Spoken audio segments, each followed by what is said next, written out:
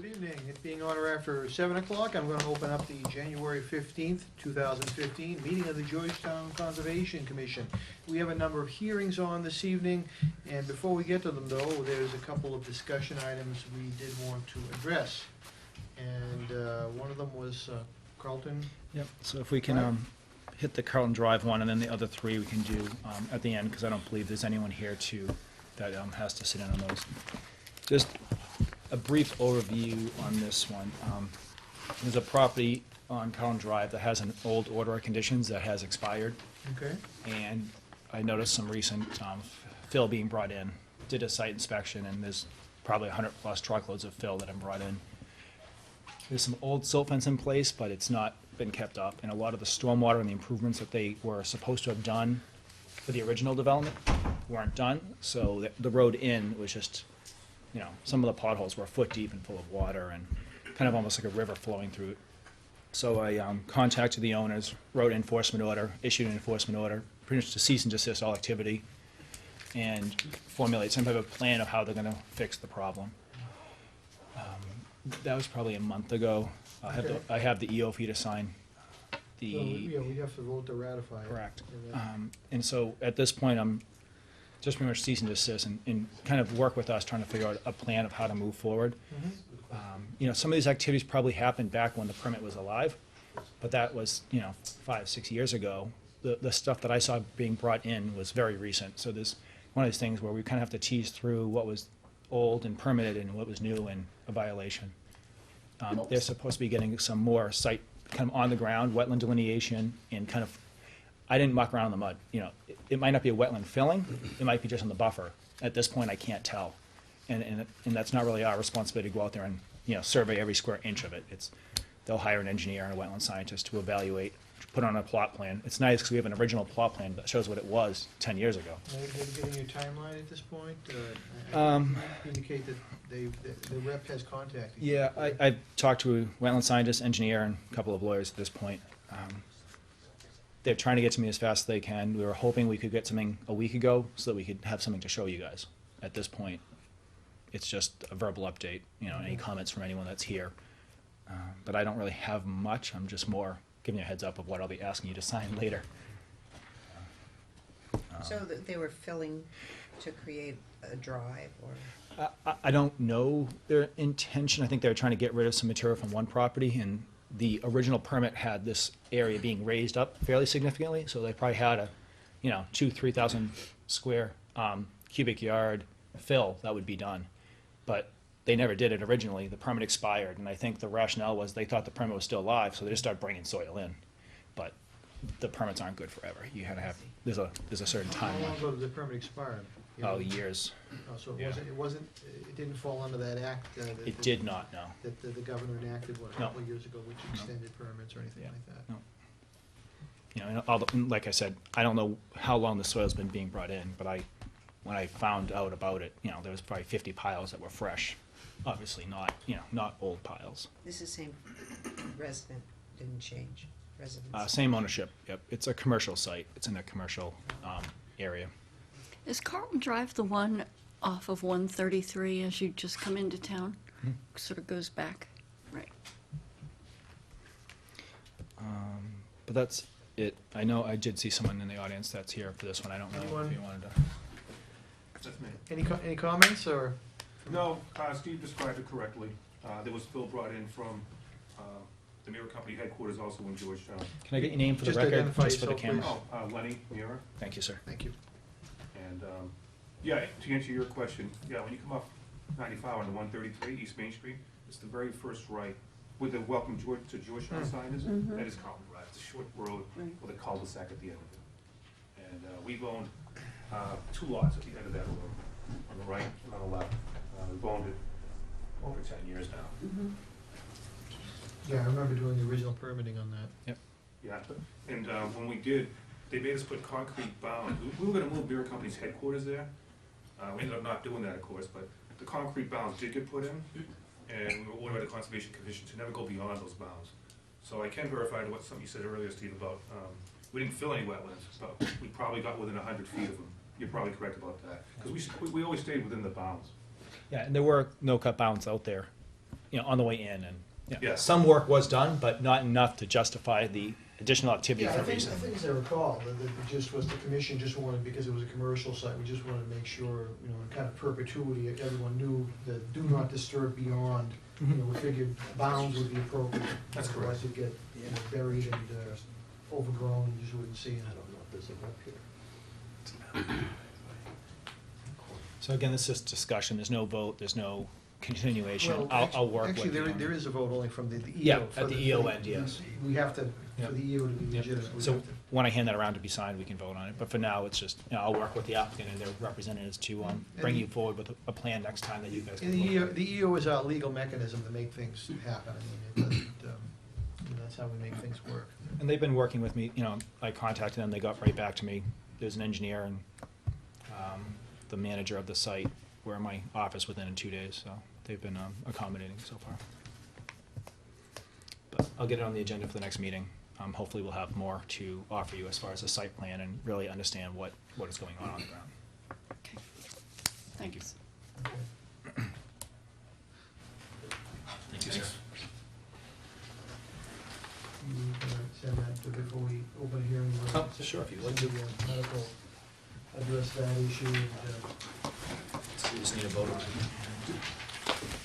I can send it around.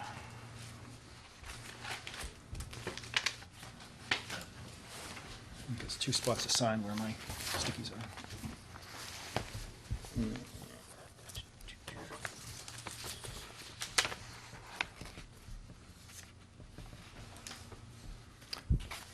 Anyone want to make a motion on that?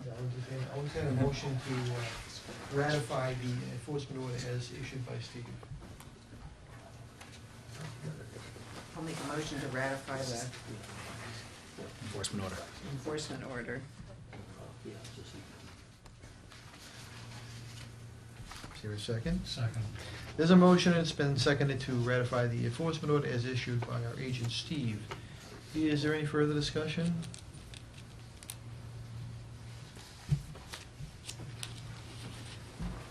All in favor? Aye. Aye. All opposed? All abstaining? Motion carries.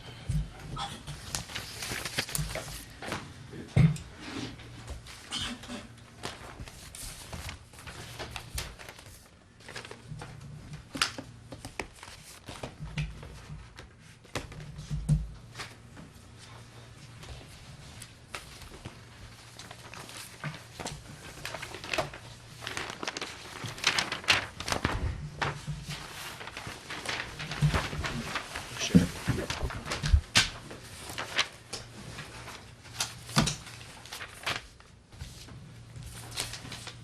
Okay. All right.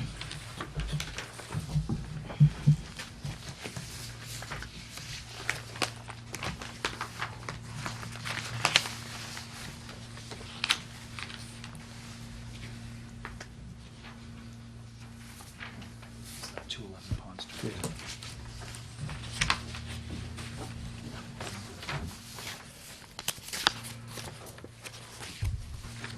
Couldn't figure this out, because he's got this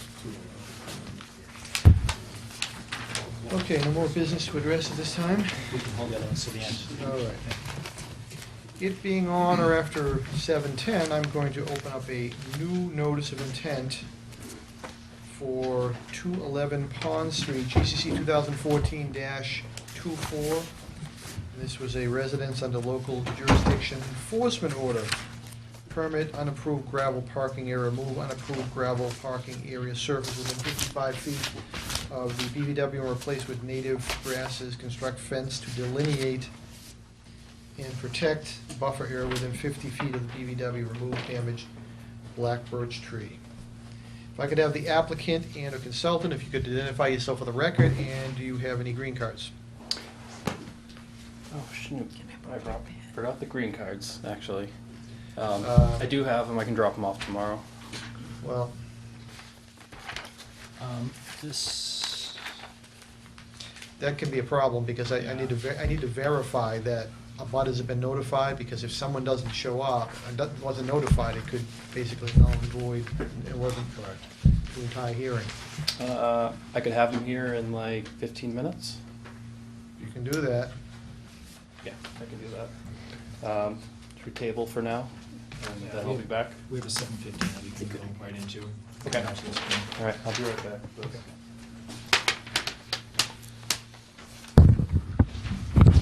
So, TID's. Because I need, yeah, I need to ensure that, abutters were notified. Oh, I know. Otherwise, they could say, hey, I was When you never said it, notified. I was like, oh my goodness, I just totally.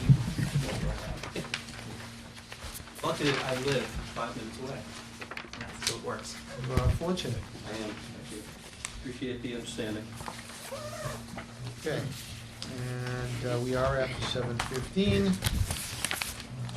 Being on or after 7:15, I'm going to open a notice of intent, an existing notice of intent for Tids Junkyard, GCC 2007-11, and Tids Junkyard, GCC 2007-12, and dash 11 is a complete site remediation of Chapter 21E, followed by construction of a 16-unit senior family housing development with associated grading, roadway, septic, utilities, and storm water management structures with portions of the project within the 100 BBW, and the dash 12 was the revision of the construction of a 16-unit senior housing development with associated grading, roadways, utilities, storm water management, etc. I can have the applicant and or consultant, if you could identify yourself. For the record, please. Good evening. My name is Eric Johnson. I'm with Edge Environmental. Good evening.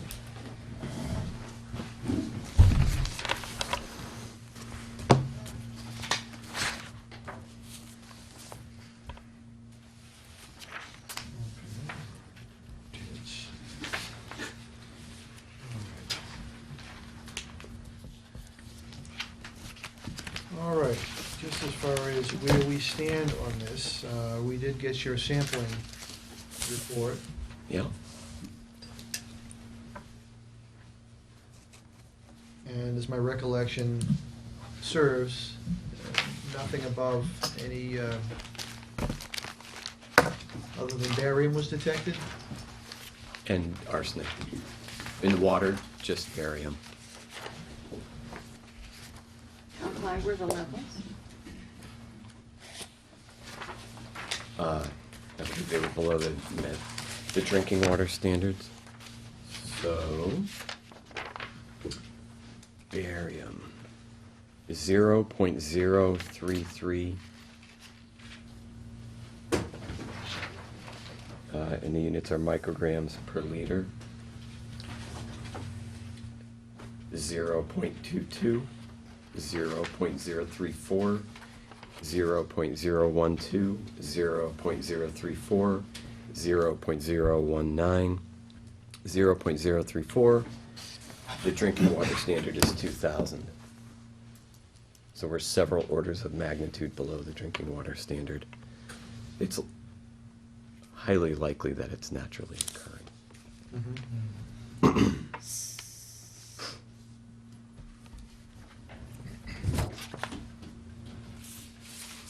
So the standard is 2,000 milli-whatevers per liter, and this is Micrograms. micrograms. And this is 0.033 as opposed to 2,000. The laboratories can detect far lower than the standard is. Wow, nice.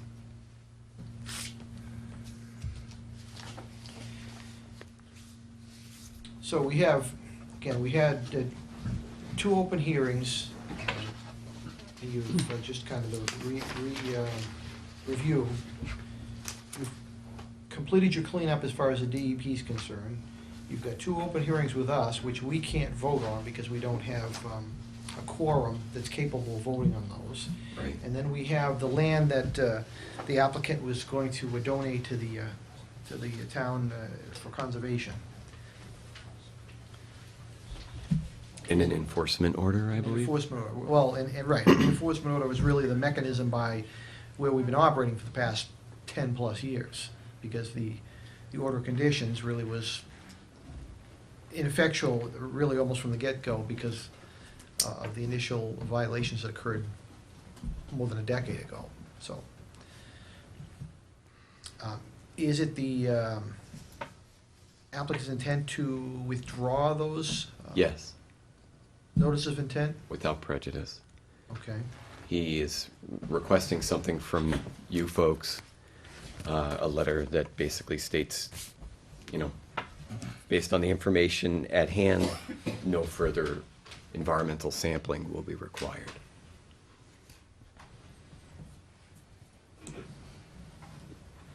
Well, I'm not quite sure what that buys him, but, Uh, I mean, it's. New information changes things, but it's just a level of comfort, I guess.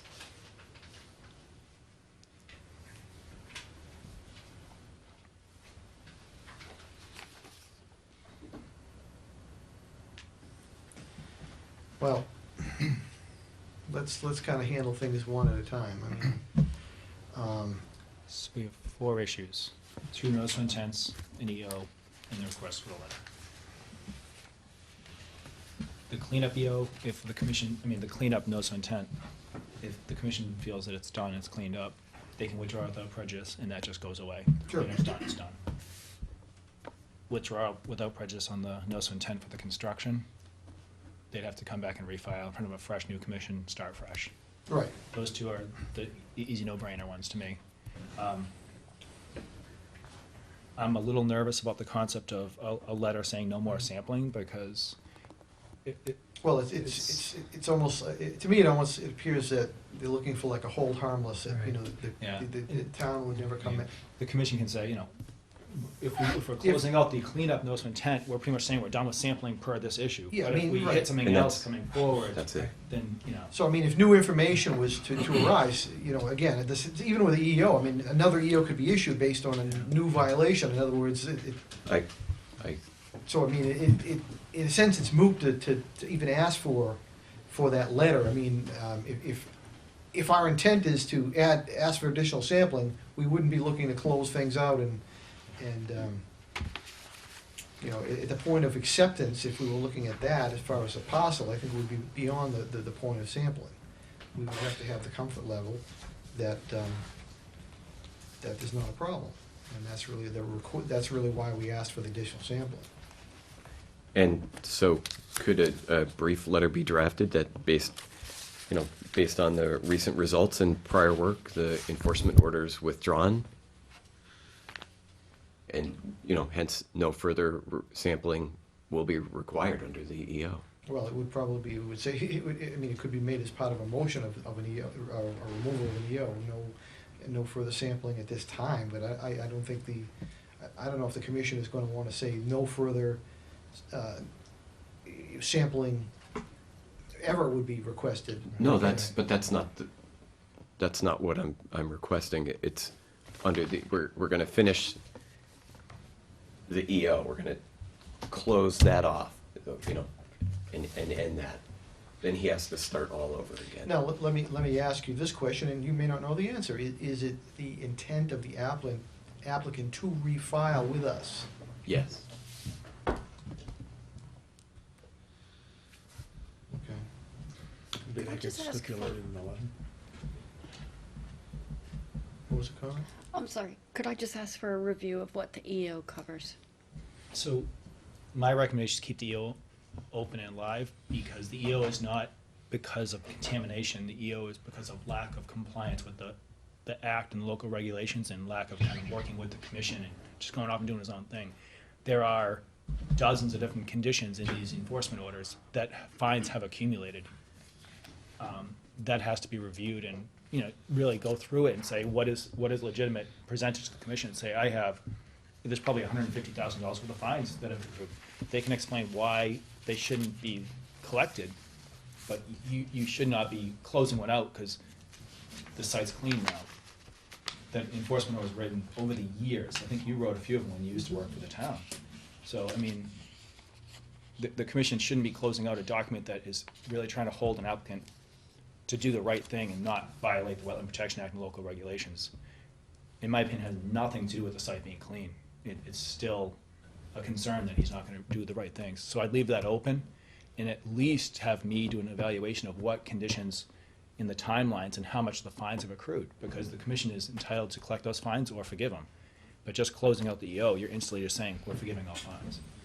And I think it's Well, that might a very be- risky maneuver, in my Might be opinion. value added, at least pull out the various EOs and look at the I can- latest rendition, just to see what it, Yeah. it's been a while since I've looked at it. I haven't looked at it in over a year, so. I mean, I think, I have no problem in the applicant obviously withdrawing the current, notice of intent, because they don't make any sense at this point, and, it's not my intent at this point to ask for any more sampling, but, at least at face value for what we know for information at this point. I agree. I think the content of those EOs are a valuable record, and also having the fines that we could potentially leverage if we continue to have uncooperative. Keep it open the entire time. Right. You can always forgive it after the next, end of the whole process, but to do it now when we're kind of partway through a start to finish project doesn't make sense to me, especially given the issues we've had historically, and not, this representative hasn't been involved, and since he's been here, everything's been actually moving very, since Eric's been here, it's been moving very smoothly. I don't foresee any problems Right. if you stay on board, but historically, we've had a lot of issues. So the EO is more kind of for the historic concerns, and holding that to move forward would be nice. I agree. Any other views on that? Sounds like the right way to go. In the last meeting, the conversation was that the EO was kept open for enforcement purposes because the other two items are basically moot at this time. Yeah, I mean, it's the only legal way you could have functioned for the past 10 years. I mean, because in many cases, we absolve fines over the years. At some point, fines built up, and then we would absolve them and then issue new fines, because again, there'd be more compliance issues, and without going back and looking, I'm not sure where that stands as far as whether they're all absolved or not at this point. And again, we were operating, actually, they allowed sampling to be done, it allowed work to be done for the past 10 years, actually allowed the whole cleanup to be done. Right, and that's all complete now. How about opening a clean slate? I do get, you're saying that it's still Well, I an think, enforcement I mechanism. I absolutely understand that, and I think that's a valid concept. I would like to have, the agent just review that EO to see really where it stands, and then come back and give us a read on that. I'd like to see the two NOIs, actually, we should vote to basically allow them to be withdrawn without prejudice. I mean, I heard that he's willing to, I haven't heard that you are tonight, not to put you on the spot. You want to do that? No, it's fine. Because I think we need to vote. But, yeah, correct, but if there's any kind of issues, because we do have an open hearing that we haven't kind of closed out, so I think that vote pretty much ends it, and the discussion is kind of over for the night, so. if And we there are any can't vote outstanding- until we have an actual letter from them requesting. to Well, be actually, We withdrawn. can get a verbal request. Oh, we can? I request. Actually, no Okay. prejudice in the commission. Yes and no. If the hearings are withdrawn, we can still talk based on the EO. Correct. But it- Again, yeah. it's the way we've been operating for a long Yeah. time. But I guess the point is, there's not that much more to talk about, because No. it's really just closing out, so the issue about the letter and the EO. So I think the other thing to talk about is does everyone feel comfortable with the sampling that was done? I think that's another a big issue with the applicant, and, they don't want, endless sampling. I guess that's what the goal is, that they don't want every month us to come back to them and say, well, we want a few more samples. I mean, if there's something that warrants it, I mean, purple liquids start brewing out of the ground, they probably would, want to have some additional sampling. But, I think that the goal is to have an endpoint, at some point, that we feel comfortable that there's nothing that appears to be contaminated any further, and we would entertain, again, obtaining this property, and, we feel a comfort level with that. I think that's, my gist of where they're coming from. My question is, I think we sampled four wells or 5 wells or something like that. And are we comfortable that where those samples were taken, that's representative of where the problem was? And I don't know. Now, I'm just asking a question. these were the samples in the parcel itself, not the cleanup It parcel. wasn't on the, okay. Correct? So recall? These are considered sentinel wells, which is what we were asked to sample. between the site and the groundwater supply. Okay, and I looked at the chart and it looked like they were spread, you know, there's like a fairly good spread between the sample wells. Yes. And that was my only question, is that we feel comfortable that where they were taken, that would have picked up any problems that we're concerned about. That was, I think a lot of it is also, the historic data showed they were fairly clean. We just wanted one more quick. Because it had been a gosh, while. I mean, some of them had been a while since they've been resampled, and you know, we wanted to have fresh data. And that's, and if you're trying to be consistent, you do want to resample some of the same wells, so you're, okay. again, apples to apples, and not kind of creating new. Oh, okay, yeah. That's really why you leave, you don't cap sampling wells till you've really done the project. That You makes just- sense, right. You just go back and resample those same data points so it's consistent.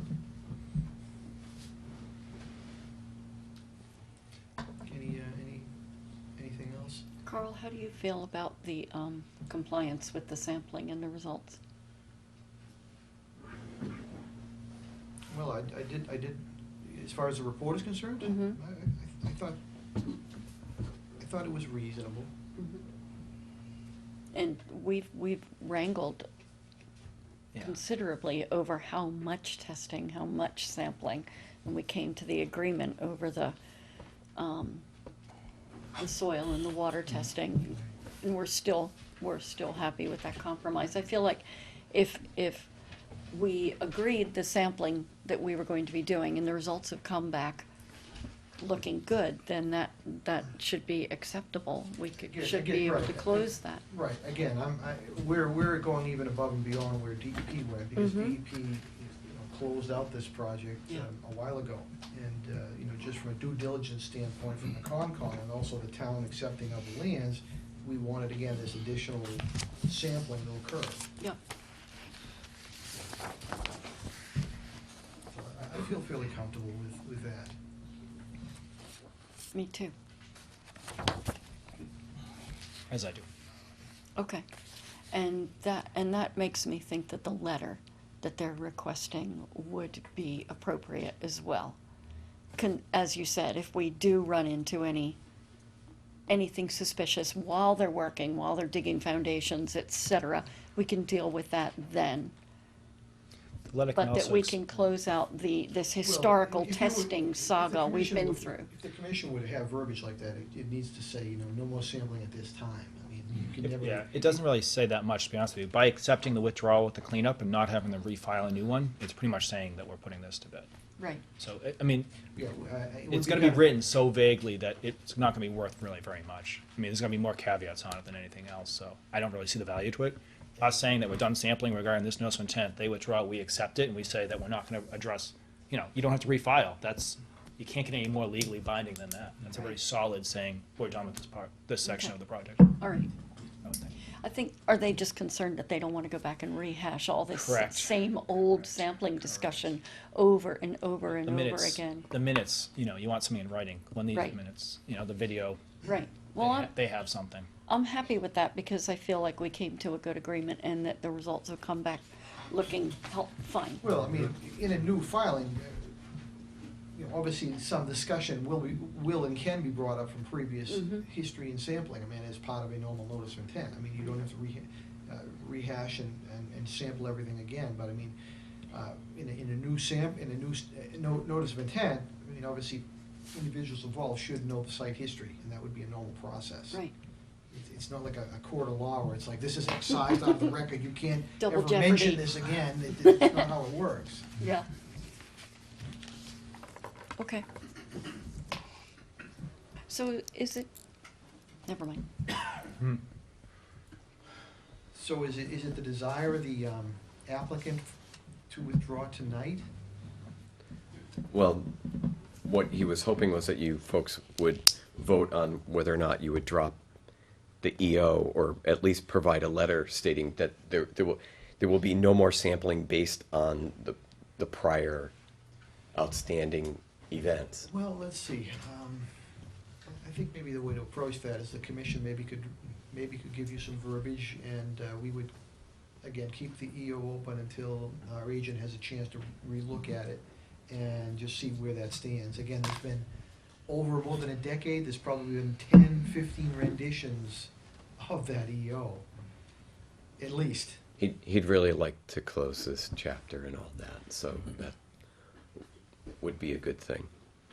And then, as far as future planning at that point then he would want to withdraw, because obviously we need to make a motion here to withdraw. And any activity or operation, we would be operating under that EO until such time as you do a refiling and go through the whole hearing process again. So the EO will stay open until we refile?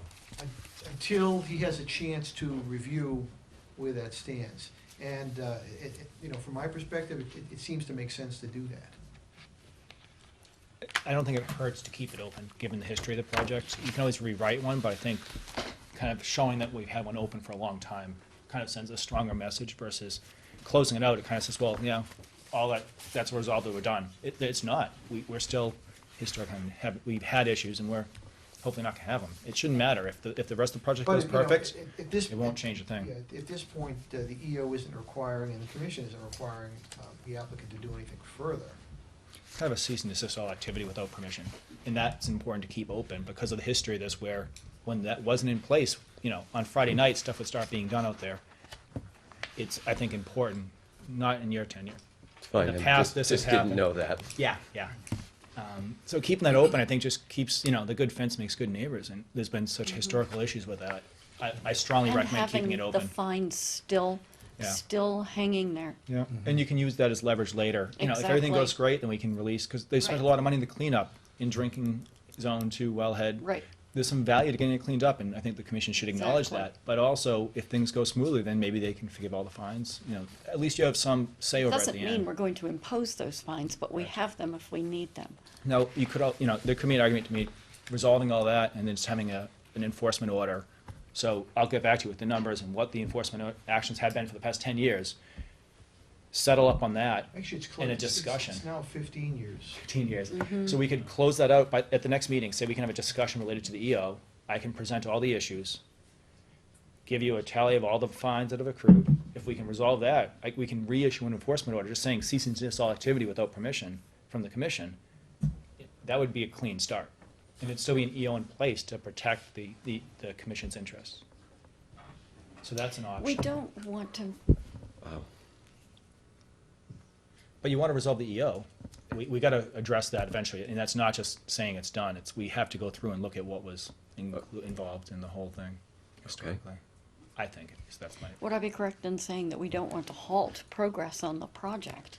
I don't think that will halt progress, but it'll be a while. He needs to step back and go back to the drawing board and start up with plans again. They're 15 years old or older now. If I recall, the regulations have probably changed at least once in that time. Twice. Yeah. So- Was so- it a housing 15 years ago, a Yes. senior housing? Right. The proposal hasn't changed. It's the exact same proposal from way back when. So from the applicant's perspective, the sampling that you provided, we're not asking for anything further right at this juncture. And I can put that in writing from the commission. If that helps. Okay, that would be great. What kind of is it the same, 15 years later, is the vegetation the same as it was? Is it There's some really clear? nice pucca brush out there. Mostly cleared, it's growing back into brush, is that? Exactly. Yeah, there's a dense, not in a portion of the area. There's a very dense lower canopy, and then areas that were excavated previously have basically. Well, there really isn't any topsoil there, so there is some growth of pioneer species, the weeds, things like that. But from perspective, you actually have to go back, and I'm not even sure you've seen them, the original photos of what that place looked like when it was a junkyard, when the cars were stacked 5, 6, 7 high, and there were little aisles that you had to walk through of these resting hulks all sitting on top of each other with oil stains all over the ground. Such, it's quite a bit different from what it looked like. Also, it was actually very interesting to walk that back portion of the property. I really hadn't gone back there before, and I see why they would certainly want to donate that. There's like 3 or 4 ravines in there. It's very wet. very wet. Well, I mean, we That's were what we interested call in our it- wellhead. Yeah, we were interested in only from the, really the water perspective. Drinking water. Protection of drinking water. We Sure. didn't- We didn't figure on making a park out there. It was more for protection of the town's drinking Well, water. maybe the town could have a small hacky sack court or something. I mean, it could also go to like the water department, something like that. It doesn't have to be per se, I mean, because both parcels would be used interchangeably, just to protect the drinking water. And since this is a public hearing, I did see a hand out in the audience. Yes, George Comiskey, Old Jacobs Road. I was also part of the public involvement plan group The pit. for this site. And I was wondering if Jim Luker has had his final say on this matter, and is the pavements that he's due up to date? Right, so- Yeah. He reviewed, a previous plan about 6 months ago, that, at the time, and he said that that seemed very reasonable, and he reviewed it. He did not review this latest round, most because I think it was above and beyond what the consultants were recommending even. You know, he said, do some more sampling. It really doesn't matter, as long as the commission's happy with the number, and, you know, there's no really scientific basis, it's a comfort level. So he did sign off on this a while back, and everything we've been doing since then is kind of more a discussion on the big picture, conservation-related issues, not the 21D cleanup aspect of it, if that makes sense. And he has, all the bills have been added up. We did hire him as a project to go back to look at all the different action items that occurred through the years to see if they were addressed, and kind of a, check off. And That's that, right. because there were so many things that over the years, over 15 years, nobody remembered them all. So we kind of hired him to go back and, go through all those different listings to see that those things were completed. Now, the commission wanted to have some additional sampling to have that added comfort level, now that all this has occurred over this long period of, do we still interested in this parcel, and is it clean? To have a current round of sampling before we take that next step. I just think there's still a few $1,000s in that M account related to this, and we can return it to the applicant or use it for the next, the review of the next application. But once this is closed out, I'll contact him regarding that.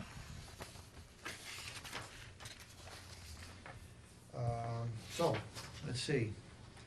You don't want us to actually make a motion to withdraw the hearings tonight. He has to request. He has to request And it, then but we have to yeah. motion to accept the, Yeah, but I still haven't heard him actually say that, so. well, I we don't can't think, make I a don't think he's motion. going to yet. You're not going to? No, not at this time. Okay. I mean,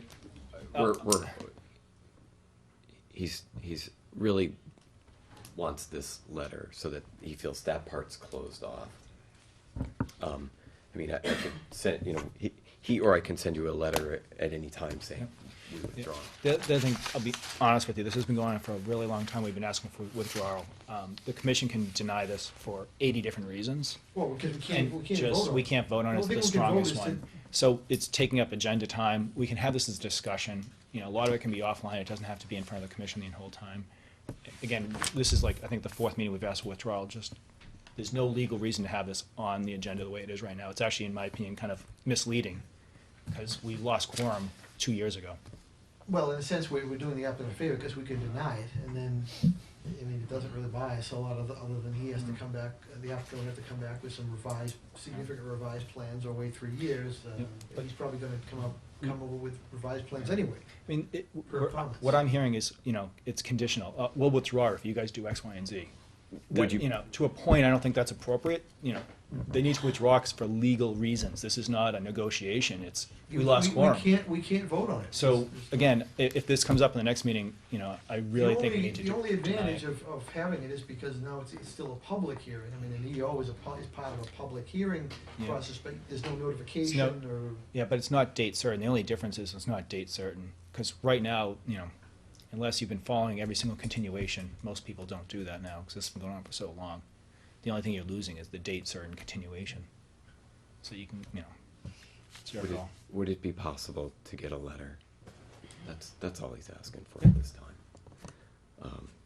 We can draft something indicating that we're not looking, at least at this time, for any, again, unless something unusual would arise for additional. As you would expect. Can you do me a favor? Can you email me something? What this letter, what you're looking for this letter to say? Because I can draft it, but I'm actually having a slightly harder time trying to figure out what you want it to say, and if you can do that, if the commission's okay with it, I'll put it on our letterhead and send it. But if the commission wants it to be modified, I can modify it and send you a draft of it, just so you know where we're heading. Okay. Because I've heard a few different concepts of what this letter's supposed to say, and I think it'd be easier to find out exactly what you're looking for, and then the commission can. And you send it around. Correct. Okay. Yeah. Yeah, I mean, it's. Okay, I'll do that. I mean, it shouldn't say the commission will never, under any circumstances, ever ask for sample. I don't, no, I don't think that's an expectation. I think the man's more of a realist than that. But I think there's a comfort level there that, that he needs and he's asking for. You know, if we can put together a draft and Sure, the we can- points work for you, we're all good. Okay, sure, we can do that. Then, so I don't need to appear at a meeting to withdraw the other two. No, we still have to carry it, though. We would still have to make a motion to carry this date certain in the future, so we can. And they can email something after this letter gets sent. They can email me just requesting that you guys withdraw. At the next meeting, you don't have to be here. We'll Right. just accept it, vote on it, and it's done. That's fine. Any other comments out there from the audience? Can I just make one more point? I would rather we didn't withdraw the EO, because when they would withdraw this NOI, then we have nothing. It's completely out of our hands. But if we hang on to the EO, then at least we have some, it's part of our domain. I thought that's what you were hanging That's on to. correct. Yes, That's that okay, is. yeah, I I'm just do- I reviewing get that. again in my mind why we still want the That's EO. correct. Again, we're gonna review the verbiage of what the current version Right. states and. But I don't want us to have nothing on that property. I think that's how No we. NOIs and no EO, et cetera, because if he doesn't refile again for a couple of years, then we've got nothing on that site. I agree. Okay, So, two notes of intents, the EO discussion and the letter discussion. Continuation date would be February 19th at 7 and 7:01, if you're so inclined.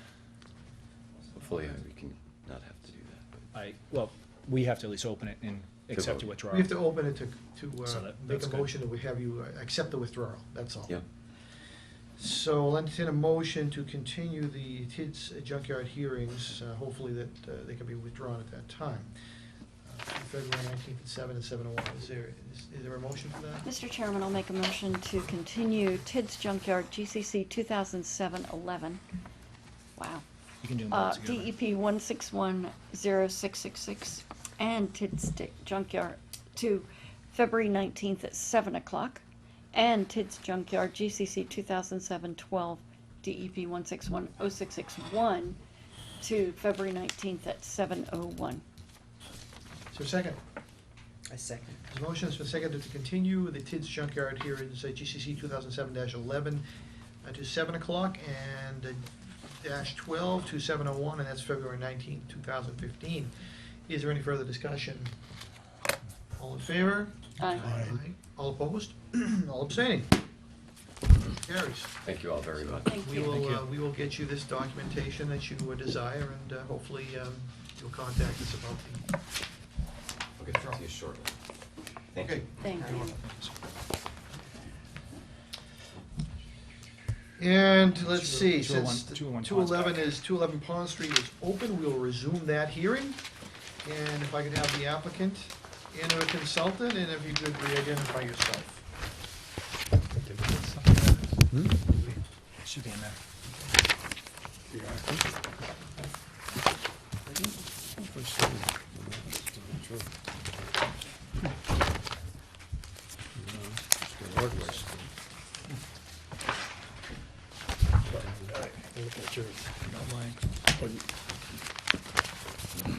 Good evening, once again.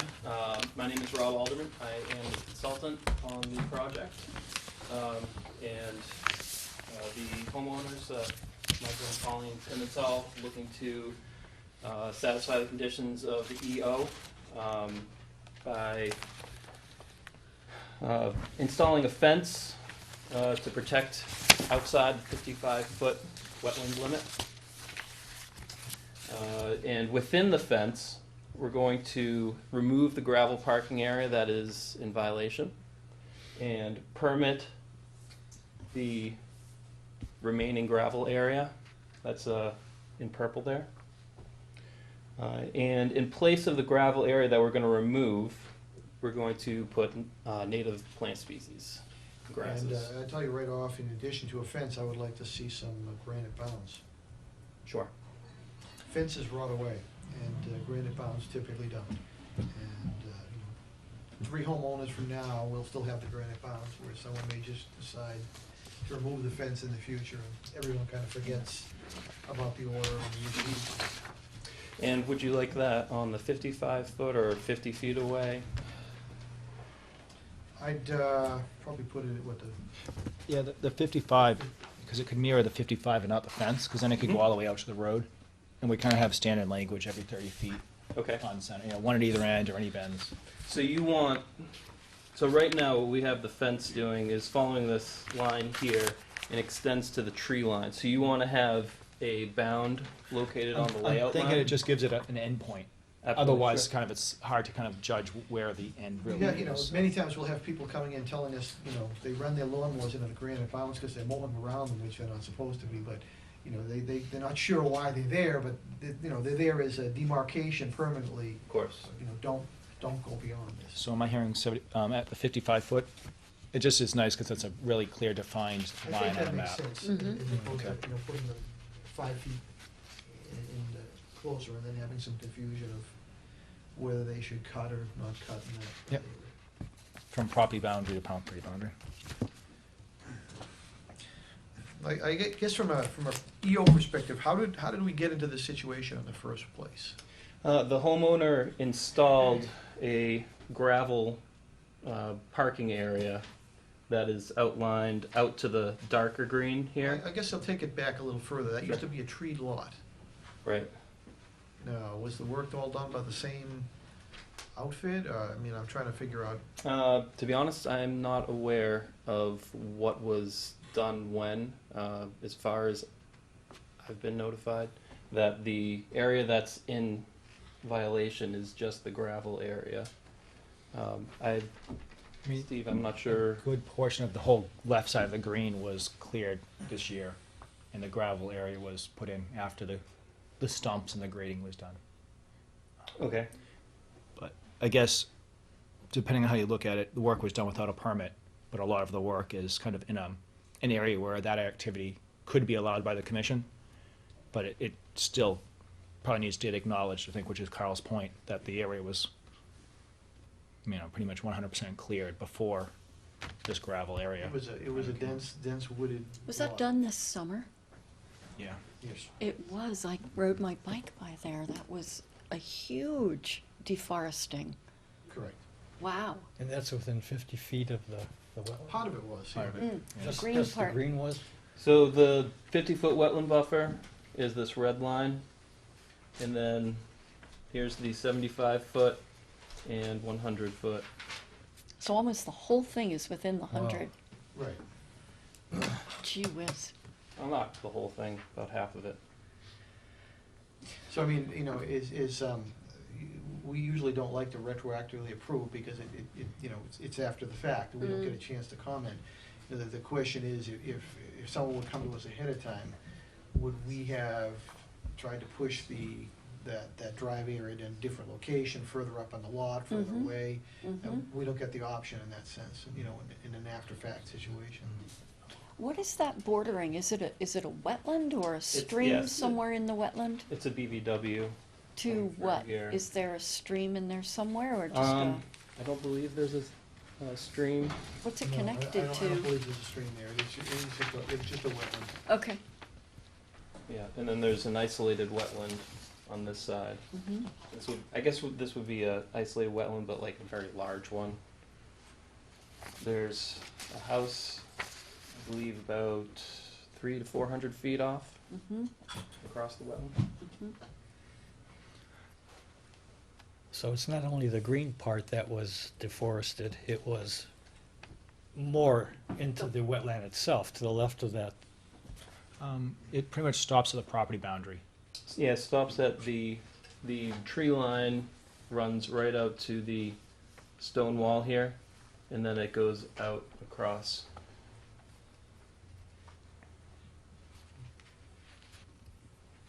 What are you talking about there? Sorry, I'm, The didn't get that. limit of the tree line as it currently stands. Where is it now?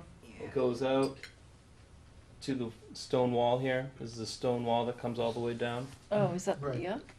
And it comes up, and then it goes across right here. The existing trees are behind that line, is that what you're saying? Correct. Yes. Mhm. And it was. So this is the limit of the trees within here, and the green area is grass. And that was cleared, it was cleared. Recently, yeah. Right, it was a highly wooded lot. It was actually just a small area where the house was, other than that, the entire lot, front lot, side lot, rear lot was all wooded. But obviously the concern was where the resource area was on the front. And what about that wetland, the isolated wetland to the right? Was any of the work impacting that? Hard for me to say. We didn't survey it before it was unwooded, so. Carl, you noticed this earlier on. Do you recall? I don't remember focusing on the right side because I didn't actually notice that wetland No. till more recently. Some fill was brought in. Okay, but was that treed and cleared similar to the Yes, left side? Yes, it was basically wooded, other than just the driveway street Okay. going. So maybe we want to kind of look at this more holistically, not just at what the applicant's looking for waiver, or looking to do work over at the gravel. Maybe we should be looking at it for both sides, because I'll be honest, originally when I put this enforcement order on, I didn't realize there was a wetland on the other side of the property. I was really focusing on the left side. Right, So maybe some mitigation and other activity over there would be appropriate, potentially to make up for some of the damage, because look at this as if they came in and applied straight up without any work being done. I think the commission would have pushed back some of that tree clearing on that back left side, because it's just expanding a huge lawn that required cutting, that if it's not necessary, the commission often doesn't allow that type of activity to happen in their jurisdiction. So you could make an argument for some greater replanting on the left side and the right to accommodate, some of these Can concerns. I'm sorry, so the clearing was in a protected zone or not? A significant portion of it was, It yes. was, a significant portion was in the jurisdiction. Some of it could have been allowed by the commission, but again, it wasn't filed, it occurred. It might have been, but it wasn't. I mean, it was done, it was done without. okay. Can you just show us where that 100-foot is again on there? Yeah. Because Right that's not outlined on your plan. So on the right side, where's the 100-foot? And the right side, 100 foot, is right here. Is the species lawn grass, or, what square footage is that? That is, Wow. what? I mean, how big is that lawn? How big is the lawn? Yeah. How many acres is the property? That might be a better. Yeah, because I don't know what the scale is there, so that's. I don't have a plan. Did I Um, mislay No, we my don't plan? You got it 2 meetings ago? Oh, useful. Oh, Sorry. wait, do I have it? Yeah. I'm sorry. When I get it, I give it to you and presume that you Oh. pay attention to this stuff. And I don't need it, so you guys can look at this. There you go. Wait. Yeah, thanks. Another thing. Yeah, so one option is to. What was the mix, is it mature forest, was it I would, pine, or no, what I was it? think it was hardwood. Mostly hardwood, isn't Yeah. it? It looked like oak. It looked like a lot of oak. Very little pine there. There was something else. Mostly oak. So I would like a plan with the 75 and the 100 made obvious. This is not clear. For both of those wetlands, there are two resource areas on the property, and neither one of them, the buffer zone, is delineated clearly on that plan. Do you want me Do to you, outline do you it with feel the your same way? marker? Because, Yeah. pardon? You want Yeah, me I to have a outline with your pink one. marker? Would you like my pink Sure. marker? Why not? Thanks. One on the right. Let's see. Yeah, we have it on So this how one are the here. lawns being used at this point? Yeah. How are the lawns being used? Yes, where the trees were cut down. Okay. It's just being used for his kids to play on, basically. It's just a big Just to grass have a lawn. Is it, So that's So- the 75 foot. Okay.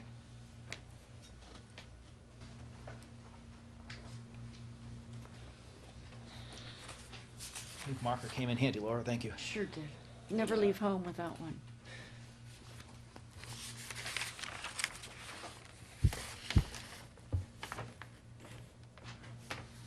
I feel like Bob Ross right now on TV. Except this is our happy little buffer zones. Basically, those areas that he's outlining should not have been cleared. Okay. It's our jurisdiction. that? Super, I can, thank It's you. not saying what could or couldn't be, because it didn't go through the proper already process done. to find out what could or couldn't be. This is just showing us. Earthquake. If out on both sides, basically, most of that lawn is within the jurisdiction. Correct. But between the 75 and the 100, we have no impervious surface. So we could have permitted them to take, you know, that's not, We could have, I mean, again, Well, yeah, doesn't we mean the could've. commission has to, it means it can't certainly do that. And actually, the regulations, the line we, you know, it's really the 50-foot and out where this activity is allowable. Right. That's the key. So 50-foot and out, it's allowable. Inside the 50, it's a waiver, and it's a bigger deal. And so, you know, they're acknowledging the inside the 50-foot where the gravel is the bigger deal, because they weren't supposed to do any activity. You can use one of the chairs if you want, that's Yeah. easier. Just yeah, lean that's gonna against the work chair. better for you. Yeah, this thing is all sorts of, So within the 50-foot, you know, they're acknowledging that area and they're restoring it, actually out to the 55-foot. How are they restoring it? They're proposing some native seed mix and some plants. One of the things that we'd ask for is kind of a more specific planting plan of what they're proposing, and But obviously, they're not proposing anything on the right side. correct.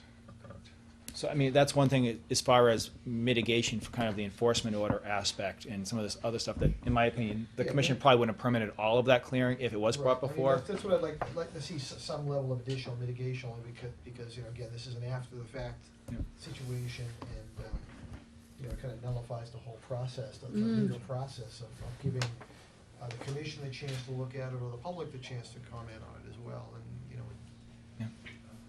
Did they clear within the 50 on that right-hand side? Up to the It looks property like a line? little, it looks like a little bit, yes. There's two spots, the top and bottom. See the yeah, it light? goes right to the 50-foot, actually. Which one Is I'm that sorry, light is the green 50-foot shading you've line put on there? for- Is That's- that that's the grass. grass? That's the 50-foot. I see, All right. okay, So there is all a right. spot in here and over here that are Okay. inside the 50-foot.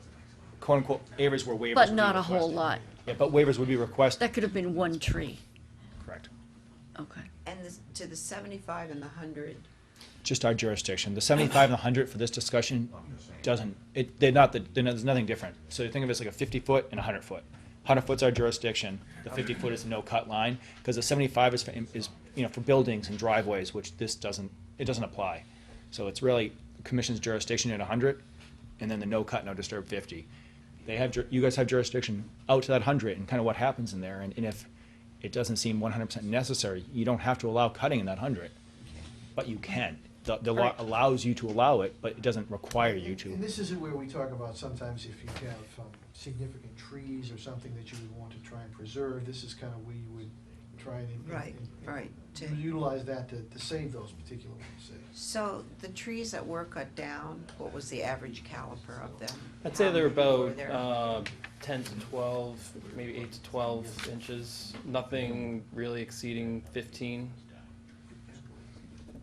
So 15-inch oak. And what proportion of them were that size? That were cut. Yes. I have no idea, having not surveyed the property prior to them being cut. Who cut them? I believe the homeowner did at some point, and I'm not sure when he did They that. had So. hired a Mhm. tree service to come in. There was a giant tree service there taking them down, and they looked large. And they ground the stumps all. Yep. They look like Well, large I'd like trees. to know, I guess I'd like to know what trees were taken down, the size. I mean, the tree company that did it probably has that as a record. Because I think there's a real lack of appreciation of how important trees are. You know, they bring our water, our rain, and they filter the water, and they give us oxygen, and, I mean, yes, people want a lawn and they want their kids to have a place to play, but trees are vital, and kids love to play in the woods usually, you know? So, I think the concern that has anything to do with us is the impact on the wetland. well, So trees have a the- huge impact I on the know, wetland, I know, so. I know, so focusing on the taking up of the water and the increased risk of flooding, et cetera, by taking down that amount. Well, and also of tree cover. Change the character of the wetland too. because Exactly. You change the cover, the canopy's going over that part of the wetland. Exactly. and so Absolutely. the whole That's right. biodynamic So- changes, and the water doesn't get filtered We on have grass, so especially if they're many using herbicides and pesticides that they wouldn't be cases using. that come before us where flooding of people's property is massively increased because of large-scale felling of trees. Exactly. So that's kind of my concern. So, we're running a little bit behind. I presume at this point, we're not gonna close this out by tonight. What are you guys thinking you wanna see on the next revision of this? I mean, I can go back and work with the I'd like to- applicant. I'd like to see some additional thought into some additional mitigation on the right side of the property and also, And the left, potentially. right. I mean, just quick into it, I was thinking maybe restore to the 75-foot buffer on the left, and then potentially that on the right, minus where the house, it encroaches on the house. You know, maybe that can drop down to the 50 line or something like that, just more replanting of the area, a restoration plan, not just, And- we will restore it, but actually a Right. plan showing what you're proposing, And again. something like that. Right, and also on the right side of the property, again, once we come up with what needs to be done, I probably would recommend bounds on that side, just again, to Yep. keep those areas protected in perpetuity, so again, somebody else downstream doesn't decide to do the same thing again, and we're revisiting it again 10 years from now, or 15, or whatever. So, Well, I think certainly, yes, a plan of, but, maybe some suggestions from us would be a good thing, because, I mean, if they're going to, just because there were trees there doesn't mean that it's, whenever it was, I mean, this land has all been cleared several times since, over the decades. So that forest was a regrowth, which the constitution of it is because of whatever tree mass did the year, several years before that. Was it the best tree cover? Maybe not. And maybe if we say, I'd like to know what the basic size of the trees that were cut down, because if we're gonna suggest that he replant trees, I mean, maybe we could suggest something like he plant a combination of, work with him, what might help, maybe some nut trees that would provide, food for wildlife and food for the homeowner, and maybe, maybe he'd like to plant some fruit trees. We could say, what size caliper trees, like a nut tree is gonna grow for 500 years, and it's eventually gonna be 3 feet wide. So let's say we want, 25 trees that will reach that caliper in the next 400 years, and, 30 trees that are understory size, dogwood, apple tree, whatever they wanna plant, that will recreate a healthy environment. Yeah, I think the native trees that were there were Probably oak, I think we're primarily saying. oak is the forest in that area. And oak is, they could replant with oak. Oak I like, does a very valuable There's thing. red maple, It's In any of the probably wetland, there's birch. bound to be red maple, and Yeah. it doesn't make sense to plant oak where it's gonna be wet. Don't but- recall seeing a lot of birch in that area, maybe a couple. there's a couple black birch in there. So that's probably That's a good pretty idea. wet area. yeah. So I guess what I'm hearing is just come up with another revision on this plan that has some other things, and they can coordinate that with me, and I can work with them offline to come up Yeah, with that to- plan, and I to can maybe get some ideas from you on some Yeah. planting options. Reestablish, Okay. an environment that supports not only their property, but the community and our ecology. When you look at this, when you look at the wetland on either side of the property, and you look at where the hundreds foot, there was actually a fairly significant impact on the commission's jurisdiction. It wasn't just a little corner, it was actually almost the whole front of the lot. Yeah, exactly.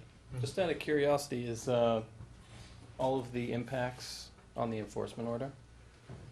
At the time, the enforcement order did not have the specifics, No. because I'll be honest with you, when we write them, we don't really know what is included in this project, so Mhm. it's really generic, it's, violations have occurred on the property. If it's on the butter, we'll add that, you know, so it's almost map and lot number based, then Okay. this tree was cut, or this dirt was moved. Mhm. We kind of then step back and assess it. I don't like to predetermine, because I don't often know, you know, where those lines are.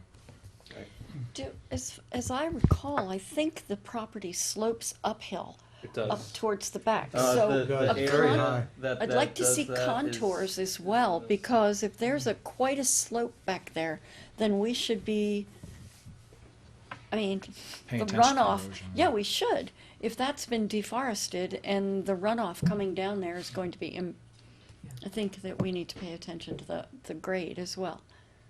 So could we have contours, please? Yes. How's the grade on the other side? Because I noticed we have hay bales for erosion protection, and I don't know if that's sufficient. Right. You know, doesn't sound like it, but I don't know. Do you have contour lines on that plan there? No. Right. No.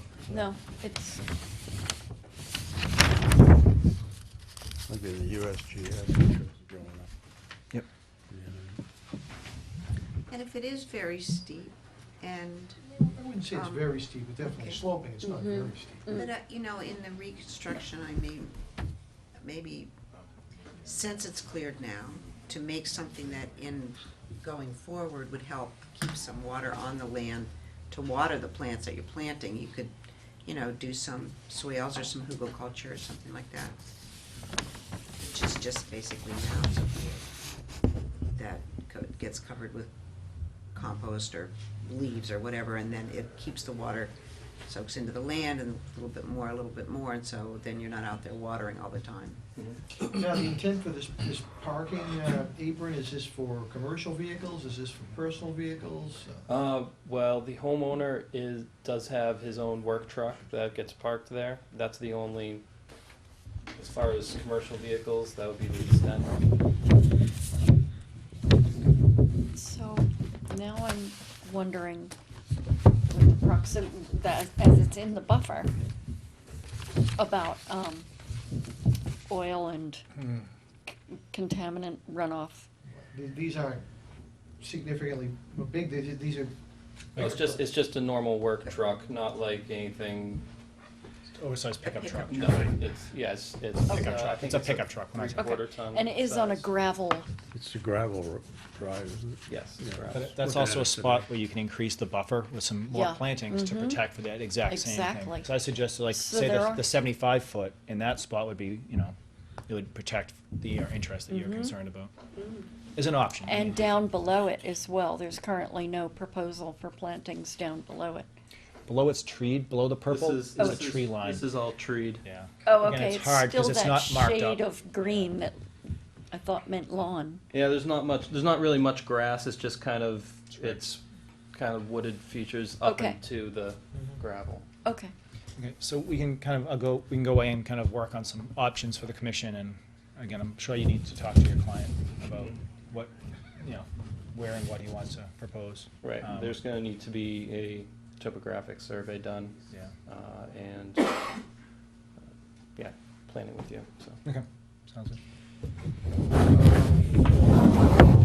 We need to continue this. Also a And, butter. is there any butters to 211 Pond Street? Thank you, sir.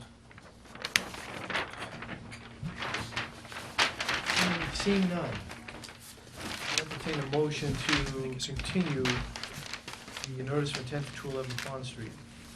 February 19th at 7:15. Mr. Chairman, I make a motion that we continue 211 Pond Street, GCC 2014-24 DEP 161-0796 until February 19th at 7:15. 7:15. We have a motion, it's been seconded. Second.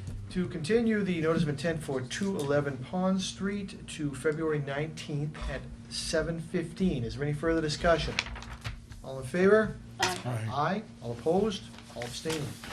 Thank you. Thank you, everyone. I'm Thank gonna you, grab sir. a glass of water.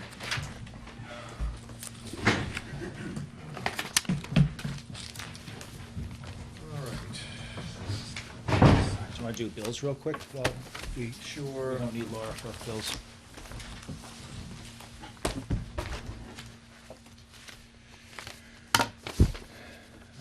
BFC Group reimbursement for third-party review of the Turning Leaf project, $3,800. Fire sprinkler inspections at Camp Dennison, $176.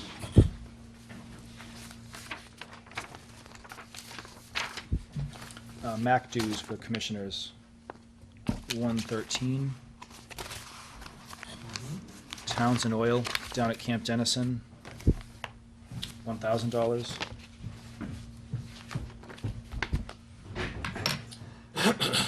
Reimbursements for Camp Dennison, $240. Is that for building supplies? That is for the caretaker position. They're reimbursing him for part of his cell phone and the internet that he uses for work.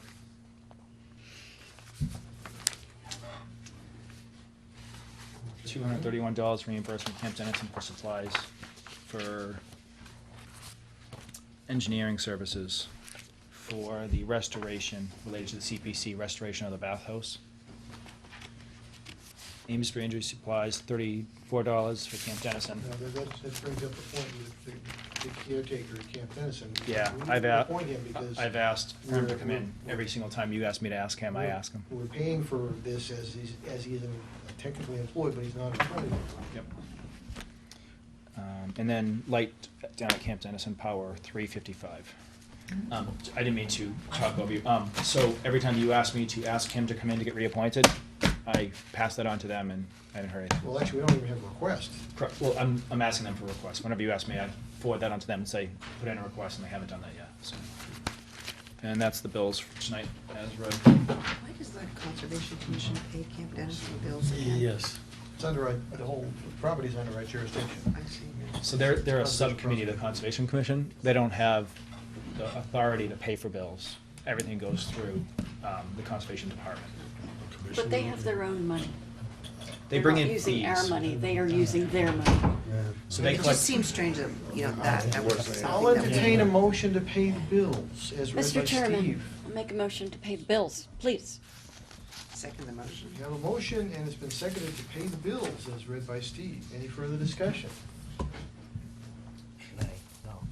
All in favor? Aye. All opposed, all abstaining. Thank you. you can kind of sign them as the evening goes on if you want to move Okay. on, or take 5 minutes and just sign them all. Your call. Shouldn't take that long. Pen I could use. Here. Or, Are you at pen levels? yeah, thanks. If I don't do them, we'll probably forget about it. Thanks.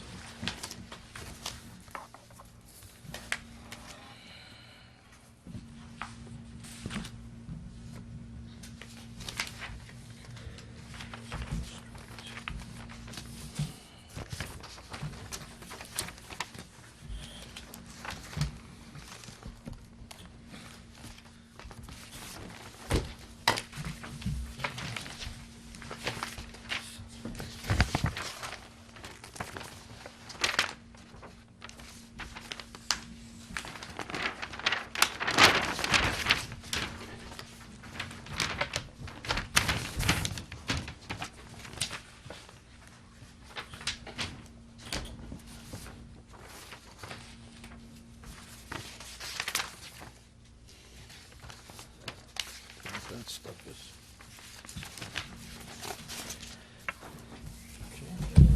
I can actually open the other hearing while they're signing. While we're signing. It being on or after 7:30, I'm going to open a new notice of intent for 175 Central Street, GCC 2014-25, and that's a septic system replacement and repair of the existing building. If I could have the applicant and/or consultant, if you could identify yourself for the record, and do you have green cards? Yes, I do. I have certificate of mailing cards.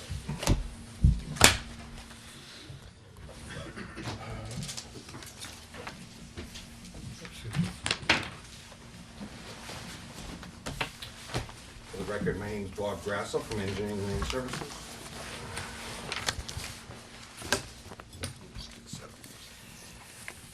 Last one.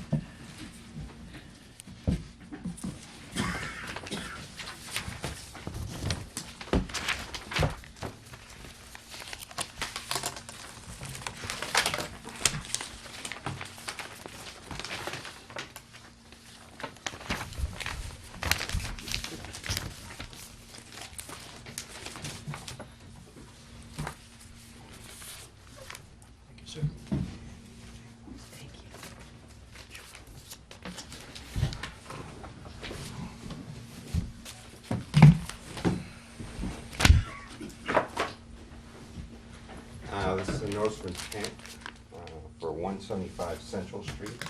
This is where there was a little garage. Yeah, it's a building structure. This is the formerly Tony property. It's located next to 38 Brook Street.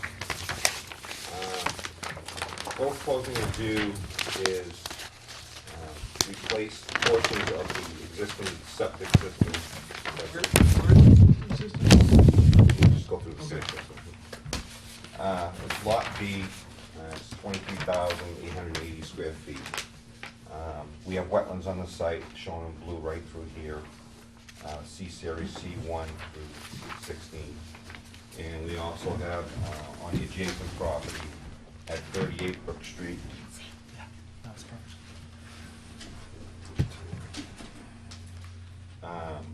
There's that flag from A1 to A9, and from B1 to B16, shown here in blue. First yellow line is the 50-foot wetland setback. The second yellow line is the 100 wetland buffer. There's an existing structure on there right now, shown in brown. It's number 175. That is in fair condition. And we also have a building on the northerly side of the property. It's been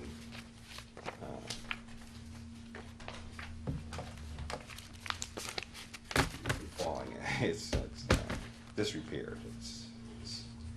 That's a really, it's like just a, not much more like a one-car garage, isn't it? Yes, it used to be a two-bay garage for an auto repair. It has a history of a special permit by the selectmen and by the zoning board for that use. We recently presented this plan to the Board of Health for the septic system. After 2 years of going through that process and DEP approval, we came up with this being an upgrade instead of new construction because of the change in use.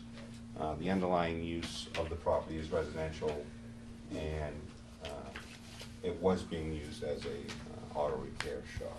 So where is the existing septic? Shown right here in green. We had that tested, a Title V inspection. It passed the Title V inspection, which is being currently used by 38 Brook Street. So we have crisscross septic systems right now. This current system has a cesspool located on 38 Brook Street. So when we got the approval, we were going to disconnect 38 Brook Street from the system that passes Title V. And with the agreement, once that he installs the new components, this one already has been before you, 38 Brook Street, with a new system. He has agreed to replace that system with a brand new infiltrator system when he connects to that, the septic in the back. So there must be some sort of easement between? Yeah, they have an easement on that land, but he has the right to replace that system through the deeds. When he wants to connect into that system, he has the right to repair that. It's already been approved. The Board of Health has been approved it also. And my recollection is that this isn't just a wetland toward the front, that section here is subject to flooding. I've seen things floating around the property. Well, in the notice of intent, I gave you the revised FEMA maps, which are revised in 2012. They're not in the flood zone. Notice of intent. It is not in the flood zone. It's not in the town flood zone. Right, but as many contractors or developers will come to us, they'll petition FEMA Yeah, to modify those because they're not accurate necessarily. But Okay, the town maps aren't accurate, then FEMA's not. The reason why that's probably happening, because we have a 24-inch pipe coming into the property, a 12-inch pipe choking that amount of water going through the property, and a 36-inch pipe underneath Central Street. So prior to this meeting, we had a meeting with Steve, which was very productive. We sat down in the second floor with My client, Steve, and also the building inspector came in afterwards. Steve has some really good ideas for the property, to protect also the environment and also my client's investment into the property for the structure. Most of the suggestions were to reconfigure the parking to lessen the impervious area. When my client originally wanted to reconstruct this building on the same footprint, Steve's suggestion was to rotate it parallel with the building to get it further away from the wetlands, which was a very good idea. And to replace the septic system up here. We're looking into that. It's on this issue, that's gonna be more of a cost. So you're looking to replace the system in that location where the green is, where the? No, quote-unquote- we did some test pits prior to when we were doing 38 Brook Street. We did some, 2 test pits and a perk test, which is required for an upgrade system. We can replace this system up here with an infiltrator system, something that's small, or a Presby system, which only requires 400 square feet, because we do have a deed restriction saying this will only be a 2-bedroom dwelling.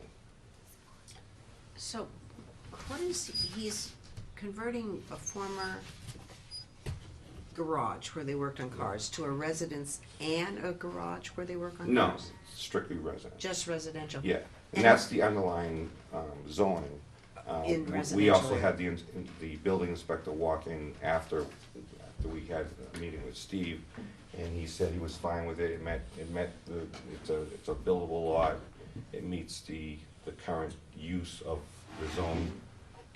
So we're actually conforming to the zone. To the zoning. So let me From just what it ask you, I guess that's the front of the house with the gray, Yeah, right, this that is big Central gray Street, area is a 175. parking lot? Right Is here? it an existing parking lot? Yes, yes, It's always been a parking lot. yes. When they used to repair Why do they things. want such a big parking lot? It's bigger than the house. No, that's existing. I know, but, It was gravel, correct? Wasn't paved? That's paved right now. That's paved? and they That's wanna right. keep that much, No, this is the meeting that we had with Steve. We were initially just wanted to replace the septic system, add additional tanks, abandon the cesspool, fill that in, crush that, eliminate that line, eliminate the water service coming from 38 Brook Street, put a new water service in, going to Brook Street right here, showing blue right here. But we're going above and beyond that to protect his investment and environmental So, issues. so what are you proposing to improve the flooding situation there? That's one of the issues that we brought up with Steve. We're gonna probably propose enlarging this pipe, probably to a 30-inch or a box culvert. Because as I recall, it actually goes right across the drive, but it Yeah, goes right that above. will alleviate all this backup and the flood over. So if you got a 24-inch and you got a 12-inch here, you obviously. You comment it's not on the FEMA map, and I believe you, but it's still jurisdictional within the commission anyway. Yes. So from a wetland. From a wetland, And local jurisdictions flooding area, Yeah. so it's the two. Well, I was just saying, for the record, it's not on your town flood maps and it's not in the FEMA. is the your plan back? way that you get from the Pardon? street Can you pull your plan back? into the building across that parking lot? Yes, Is you that right? pull off Central Street, you pull this gray, this black grayish area is the existing pavement. There is an underlying pavement right here that was used, it's been grown over with some grass. The client wants to remove that, he wants to reconfigure this parking, to reduce, the impervious area, you know, like a turnaround here and eliminate most of this parking here. He wants to rotate this building to get away from the wetland setback. Potentially, if cost-wise, he will replace this system up here and get it further away from the wetlands, even though this system right now passes Title V inspection. Well, I don't know. I mean, you've already got a system Yeah, we do. now that's there. I mean, you're gonna have to bring big equipment in to make another system. To me, it seems like it makes a lot more sense to use that one and Well, do it's some right off the road. planting. It's- I mean, if he's gonna take that part, reduce that driveway, Yeah. get some trees in there. Oh, yeah, he'll Make a do lot some more grass, sense than native digging grass up seed the mix and trees. maybe trees, some bushes. trees. Well, we're not, there's no trees there that we're taking But down. trees would be such a good thing for flooding. Oh, yes. They absorb more They moisture. drink water. They drink water. drink water, so get some trees. In the up. summer, they drink water, in the fall, they don't. Yeah. Is the They, brown, they do a lot is in the the brown winter. section the footprint of the existing building, or what you're proposing to build? No, the brown is the existing building right So, I now. mean, since this is jurisdictional, the whole lot. Yeah, absolutely. I'd like to see what the footprint of what you're gonna build, because it's, Oh, all it's we're coming gonna do us, is- it's coming to us from a, otherwise you're gonna file another NOI with us. No, This is the first draft. this is the first So draft. we met Yeah. recently. He didn't have time to incorporate all the different things Yeah, that we because had there was talked some about. issues that we wanted to Okay. address. So this is kind of a introduction to the process. We're gonna continue it, and he'll Okay. get another draft to us before the next meeting. Right, so- Incorporating a lot of these, and any additional comments that you might have, you can add into it, yeah. But doesn't it seem like, I mean, to. We had a very to productive say hearing. move the septic system, to me, seems like a lot of impact on the ground. It's a functioning septic system. Mm-hmm. Yeah. I'd rather see something that would be of ecological benefit in the front, and, Yeah. you know, don't bring huge equipment in and. There's gonna be heavy equipment in here for the entire I know, site. but It's why all gonna a be new disturbed. septic system? Again, in my review and talking to the Board of Health, I think that is of value to have that done, enough to bring the heavy equipment in. And again, I'm not gonna speak for the Board of Health on that. I'm just kind of, that I make recommendations based on the information I collect outside of these meetings. My recommendations are pretty much what Bob has listed off, as I hit right down that Yeah. list. Well, when was the last time this property was occupied as a business? Well, it was been through the history, it's been auto repair, it's been some landscaping. 20 years, 30 years? Maybe 10. Yeah, I think when I first, There was a landscaping business when I in there, first a long started, one. I talked to the landscaping company that was working out of there, so that was 10 years ago. And they went away very shortly after I started here. About 10 years. 10 years. Well, normally, when we're concerned about that, we're thinking about having an out-of-date septic system, but this one's functioning well for Functioning the now. house next door, right? Yeah. So that's not Wait, is it- that's not really the concern. But it's not being used right now. Yeah, it The it was. septic? The 38 Brook Street right now is, It's vacant. it's going through foreclosure. Yeah, it's I'm not vacant. sure what it Yeah. is, it's vacant. Nobody's using that. Nobody's So no one's using using Oh, the I septic see. system, so saying, you I know, see. But, but one of the conditions was, when we got the approval from the Board of Health, that once, my client installed this, and they disconnected, and they installed this, once of 6 months of use, they required another inspection, and if it didn't pass, they would have to replace it, and that's why we put test pits up here. I see. so there is some So concern. there is- Ideally, Right. to replace it would cover that Yeah. future condition Got that it. might be on the next homeowner or someone else. Hey, And- Okay. we're looking at cost-wise too. I understand. We're doing, you know, possibly a box culvert there Yep. to Yep. to alleviate some flooding, Yep. some issues there. I mean, we got 24 Well, inch pipe coming in. we have to be careful when we talk about putting in culverts, because again, we can't push the water problems from this property onto your neighbor's property. That's not legal either. Yeah. So there's got to be some, exercise gone through to evaluate that. So that's why this wasn't presented to the commission tonight. Yeah. There's some heavy lifting that needs to be done on all of these different options. It's some- This it's is some major connected to a brook across the It road, is. isn't it? Yeah. Correct. Right. So Actually, if we can actually connect that water to the brook more effectively, that would probably work fairly well. But again, you have to look at also, They have to- you know, yeah, you they- still have to, But if you're saying it floods over, it's getting over to that wetland anyway. It goes right across Central Street, like you said.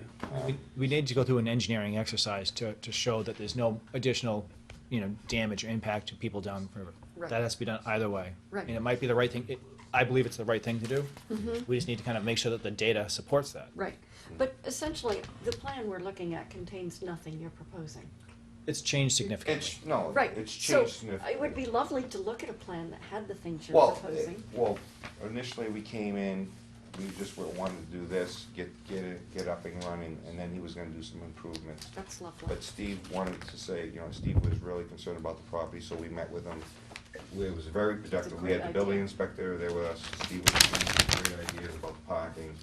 my client liked the ideas, cause it's gonna just up the value of the lot and up the value for all the surrounding neighbors. Instead of looking at, you drive by and it's just a, I know. it's, Like the parking lot. it's a major route right into Georgetown, so it's only gonna up the value of, to the citizens of Georgetown and the surrounding neighbors. That's a great pitch, Bob. Well, it's the truth. So you want to come back with another plan? Yes. Is that what we're doing? Yeah. Well, yes, obviously, he'd need to come back with a highly revised Yeah, plan. I would need think more. he's looking for It's some still- feedback a little bit from the Yeah, commission. I would need more than 2 weeks to, It's still under review with the DEP. yeah. Last It's time I under checked. review, it has a DEP number, but it's still under review. But it's under review with this plan. Correct. Yeah. He'll submit A a modification. modification But with you're telling them. us that the It'll Board of probably Health be has already another approved it. $500 fee for this activity right here. Yep. Activity category But you're 2. telling us the Board of Health has already approved this? Yes. But Steve has talked to the Board of Health, and he said, they would, streamline this through, because that's only gonna protect the environment even more with a more, So we- I more think you need, up to you date. actually need like a hydrology study for Well, this. I mean, so for the septic system, the Board of Health pretty much said, this would be an improvement. They didn't require it through their process, but they really feel it would be the best thing for this property. So that's why I'm incorporating it, kind of answer your question. It would be the better environmental Well, it thing to do. depends on the final cost of Correct. all the improvements on the lot. Maybe that might come at a later date, but not. But you can still include it on the plan. Yeah. Even if it goes, you have That way 3 we're years covered. and a 3-year extension on actually doing the work, Yeah. so. And I mean, if there's any other ideas the commission has, some of the suggestions I made were just based on Well, my I mean, review of it. from an impact standpoint, I certainly would not wanna see a giant monolith house, impacting the site tremendously, because again, you have a lot more impervious surface, causing No. more problem. As I stated before, we're just gonna take the same footprint and rotate it parallel with the building. And it would be, the setback to the wetland would be at a very, So you're telling me your client's gonna build a single-family, like, 4-room house on that piece of property? probably a Yeah. 2-story. Sorry. Mayor Protocol, if, Yeah. I'll open it up for public discussion in just a moment, you can identify yourself. There was also some infiltration potential. That was one option, is catching some of the water off the roof, and it really depends on where, the driveway changes and if there's space for Yeah, it. if we But can that's put- something that if you can drop an infiltrator in, Infiltrator with would the be all the roof better. drains or something like that. oh. Something like that. Overall, you're reducing the impervious surface though? Yes, we're actually reducing, So you'll have more, possibly a little more roof, but. Yeah, we no less grass seed. Well, I mean, paved. this is one of these that I'd probably wanna see a pervious driveway. that's an option if you want to see it, yeah. well, It's an option. I don't Again, really, this. I don't really like a gravel driveway coming on. to Well, a there are main pervious central- pavers that you can use too, Oh, okay. Or pervious asphalt, yeah. pervious asphalt. So I think to your Yeah. comment, the roof should not increase or decrease, right? Because they're just Or rotating minimally it. one We're way. just But they're rotating. rotating it, so Right, technically right. it's gonna be the exact same, Same. it Same- has to be same the foot- exact Same same. square footage. Yeah, if you wanna Okay. make it smaller, that's fine, but it can't get bigger. Because if, Right. if we For this wanna go into argument. the repair concept, I mean, Yeah. obviously you can't take And it's a little different. cabin and now make a 16-bedroom. No, I as, understand. as I stated several Yeah. times, we're taking that same footprint Yeah, and just I rotating. heard you, I'm just, fairly new, I'm just kind of. And it's a Concept. New, but it's not yet. 1-story, and you're proposing. No, maybe a actually, two-story. we're gonna go 2-story. Yeah, but what is it now? It's 1-story. 1-story now. Yeah. So you're So we're not doubling increasing the- you're doubling the size of the the house size. without increasing the footprint. Okay. And we have a 2-bedroom deed restrictions, enforcement, that would be on the deed, recorded at the registry of deeds. That would only be a 2-bedroom. Because of the septic system. Yes.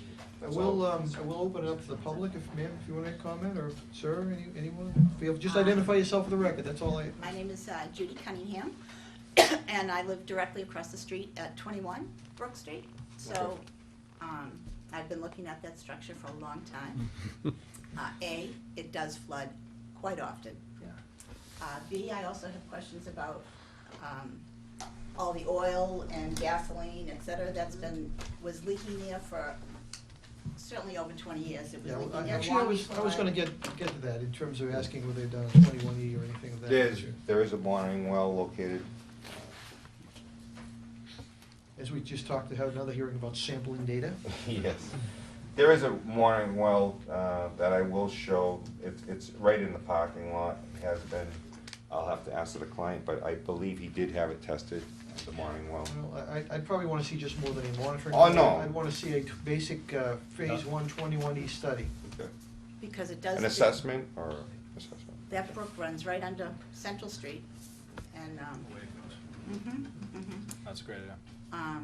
and so we would definitely be impacted by any flooding change, like if the water isn't going to be there, is it gonna come to our house, you know? So you're on Brook Street, so you're, Directly across the brick house, right across The the street. brick house that's on the Yep. corner of Brook and Central? Yep. That's our house. We Over need, on this side over here? Directly uh, across Central. Sort Oh, of, here. Yeah. yes, Okay. Yeah, up on the hill. it's not a hill, but it's. Well, I mean, it's up, yeah, yes. the It's on a elevation rise, is yes. probably, I'd say, 10 feet. But we get water now, 10 feet so above the we existing don't want more. roadway. yeah, that's one of the things we need to evaluate, to make sure that you guys. No, I'm saying you're roughly about 10 feet above the existing Central so- Street. Probably. So if you got flooded, probably the whole downtown would be flooded. Well, our sump pump works pretty regularly. Well, there's a quite active wetland right across the street from that property. Yes. Yeah, I mean, that goes down about 10 feet. Right. So they're 10, The they're water up body, there, right? it's about 20-foot difference. Wetland. So the Right. thing is, I mean, that house, I Huge can't volume of water. imagine them not Is that the having railroad? Yeah, the old water road. issues. Kind of a dams it Uh, up. Unless I don't believe major- 38 Brook Garage Street right does now. have water issues. But, well, the former, car Oh, this, garage. okay. Is this a slab you're proposing? It's a slab it's a slab foundation, yes. Probably a good thing. Yeah. When you say that it floods now, where the building is? Where the driveway, actually, the The whole front whole of the, property? The brook goes right across the driveway when it's. But the building doesn't flood. I've seen the water up to the building. goes right up to the garage You door. guys have seen that too, yeah. Heavy rain. I live in. That's because it's being choked by that 12-inch. Yeah. pipe. I've seen plenty of things floating around that lot, you know. So Well, it's as- being choked by that, but it's also being, I mean, that huge parking area. Well, that parking lot's only, let's see, Yeah, but 2,000. it's the, you know, it looks It like looks- the well, wetland was It's put in a not- pipe. It's not huge, it's a very small lot, and that's a very small building there. It's like two one-car garages glued Right, together. but Yeah. it's the whole area between the two wetlands, so there's nothing going in the ground there, They're- so you're. They're proposing to reduce that right, significantly. right. So when I got involved in this, you know, you don't need a parking lot for a construction company or a business. If it's a a residential, residence. so they can, It's they only can gonna be reduce it. two-bedroom. They're gonna reduce it to whatever the minimum they need, a little turnaround, kind of hammerhead. Yeah. So that's definitely gonna get sucked in. There's gonna be a fence with no cut stone bounds on it to the right. You know, there's a bunch of different. Steve is also suggesting that once we rotate this, we will put a fence with bounds with a no cut, no disturb zone line, right, parallel to the building, and then out like this.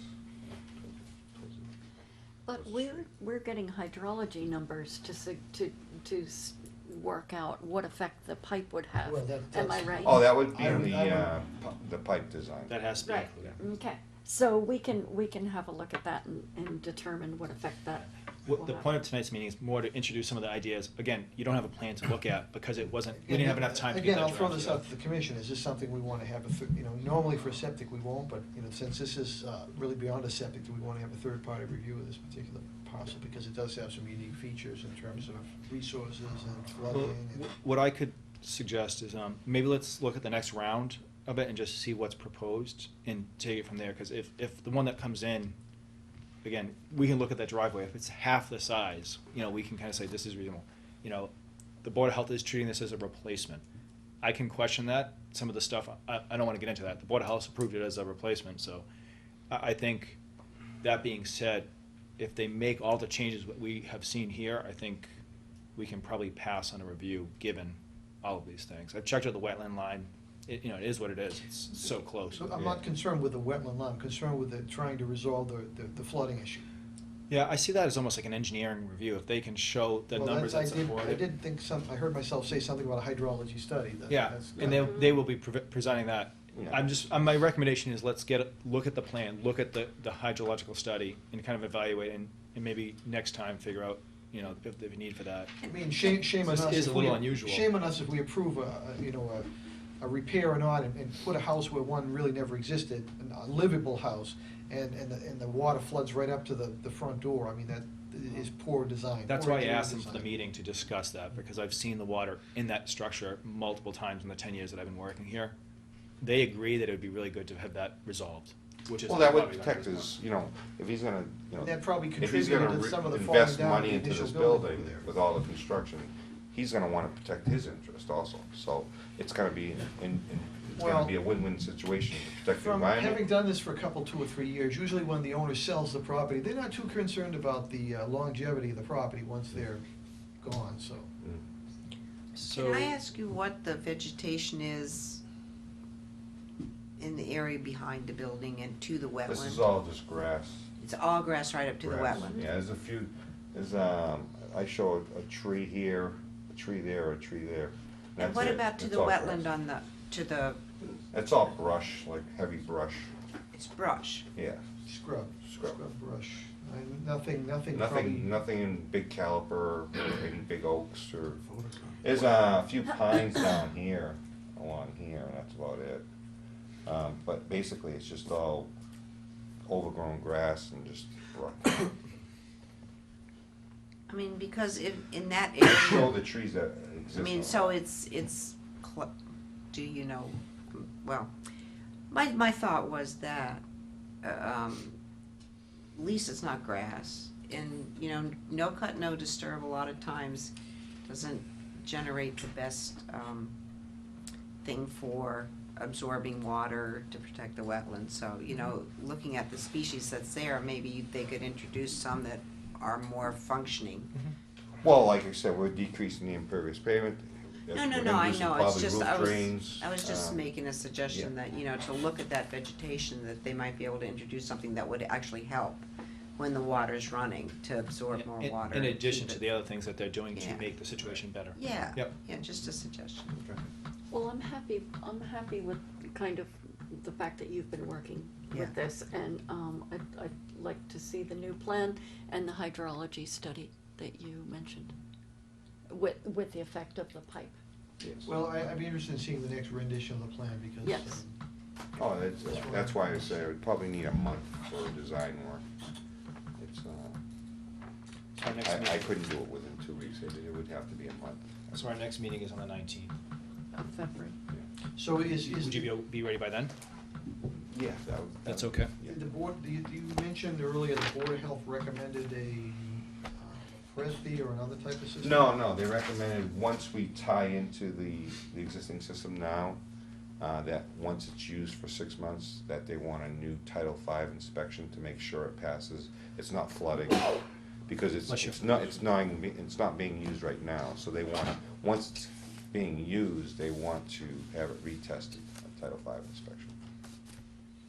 And that's why we did additional test pits up here, so we'd be ready, if it did fail, we could replace it quickly. Okay. Any more questions at this point? No, sir.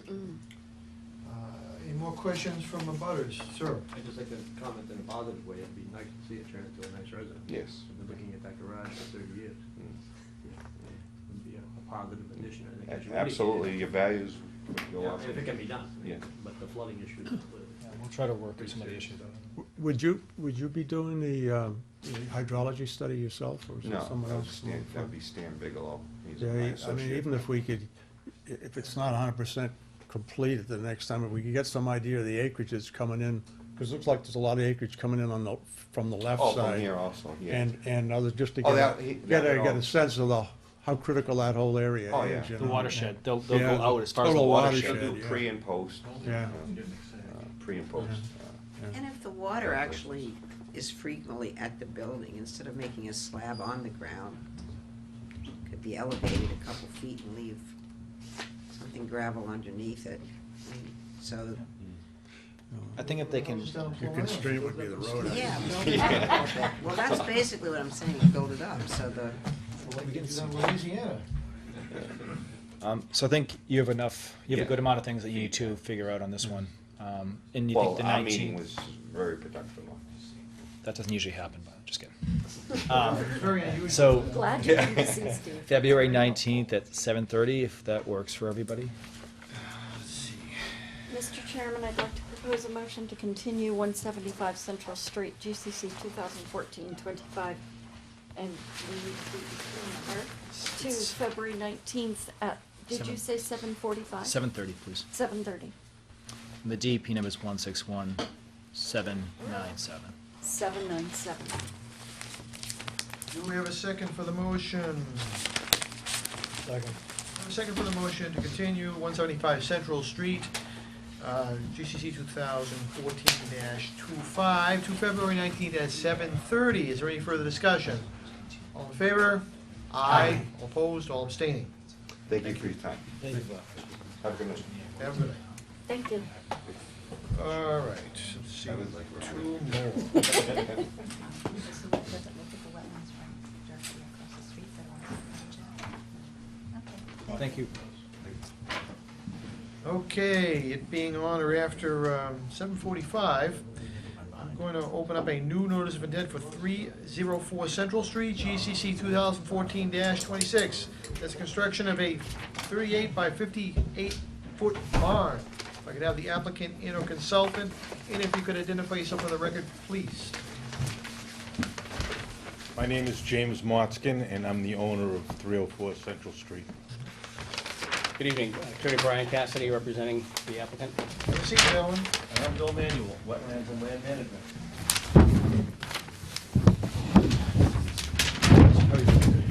Stephen? Right.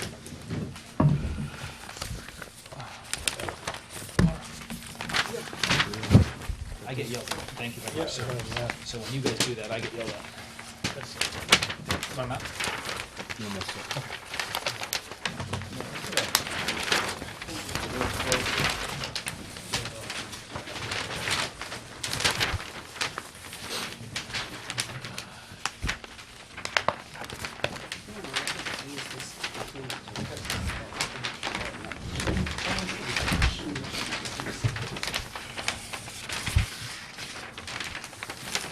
Uh, 304 Central Street is a large parcel of land. Mr. Motzkin owns it. It's about 8 acres, and it is bisected by Penn Brook, which is a perennial stream. Central Street is out here, and Penn Brook enters the site in this area and then flows through a rather large, wide, and fairly swampy wetland area and exits the rear of the property. The existing home is here, and there is a paved driveway that enters off of Central Street and approaches the home in this direction. The home has a septic system here, has a reserve area here. There is the existing barn, which is on the property right in this direction. And this plan will also show you the existing woods line, which runs through the site just like that. So, I can't see. Sorry, where did you just point? you know what? Let me get real fancy, so I'll stand out of your way.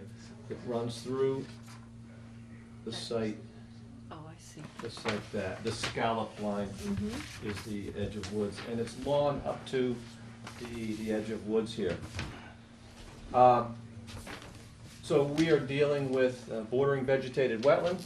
We're dealing with riverfront area. There's also floodplain on the property. I flagged the wetlands and determined the mean annual high water line for the Penn Brook this past springtime. The wetland line comes through the site, this heavy green, and the river flows within the wetland, and the indicators of mean annual high water, such as vegetation scour on hummocks within the wetland, evidence of defined channel through here. It's sort of a discontinuous channel. That's the indications that I use for the mean annual high water line. And the bordering land subject to flooding is elevation 90. That's off the latest revised FEMA maps that goes through just about here. And you can see the BLSF. I obviously didn't have the benefit of a contour when I was out flagging, but you can see the BLSF line follows very tightly with the limit of wetlands. So it's always nice to get that sort of confirmation when it's actually field surveyed. Now, I want to point out, before we get going here, that Mr. Motzkin has worked very recently with the town of Georgetown DPW. Georgetown DPW recognized that there was a flooding problem at Route 97 here, and the cause of that flooding was an undersized culvert where Old Central Street cut through this area. A portion of that culvert in the stream was on Mr. Motzkin's property. They approached Mr. Motzkin, and he graciously worked with them, with the town DPW, to allow them to remove that culvert and alleviate that perennial flooding problem. So that work was just recently done. I think it was done just early December. And the result of it is that where there used to be a pipe right in this area here, that has now been removed, and that portion of stream channel has been daylighted. If you've gone past there, you will see that they did some very nice work. They stabilized the banking and the stream bottom with riprap through this area. And then what they did is put erosion control matting along the top of the bank and all areas that were disturbed. So the present condition now is that this area now is basically jute matted. I'm told that they seeded the area before they put, not jute, but erosion control fabric, the woven plastic mesh with netting and grass woven in between. I'm told it was seeded. So that's the most recent work that's been done. What we would like to do is actually build a new barn in this location. And you can see that a good portion of it overlaps the area that's already been developed with the existing barn. Yeah, that's what I was gonna say, the existing barn down there. That's right. Highlighted in red. This, I've got the existing barn outlined here in orange on my plan. You can see it on your plan. It is kind of hatched as existing.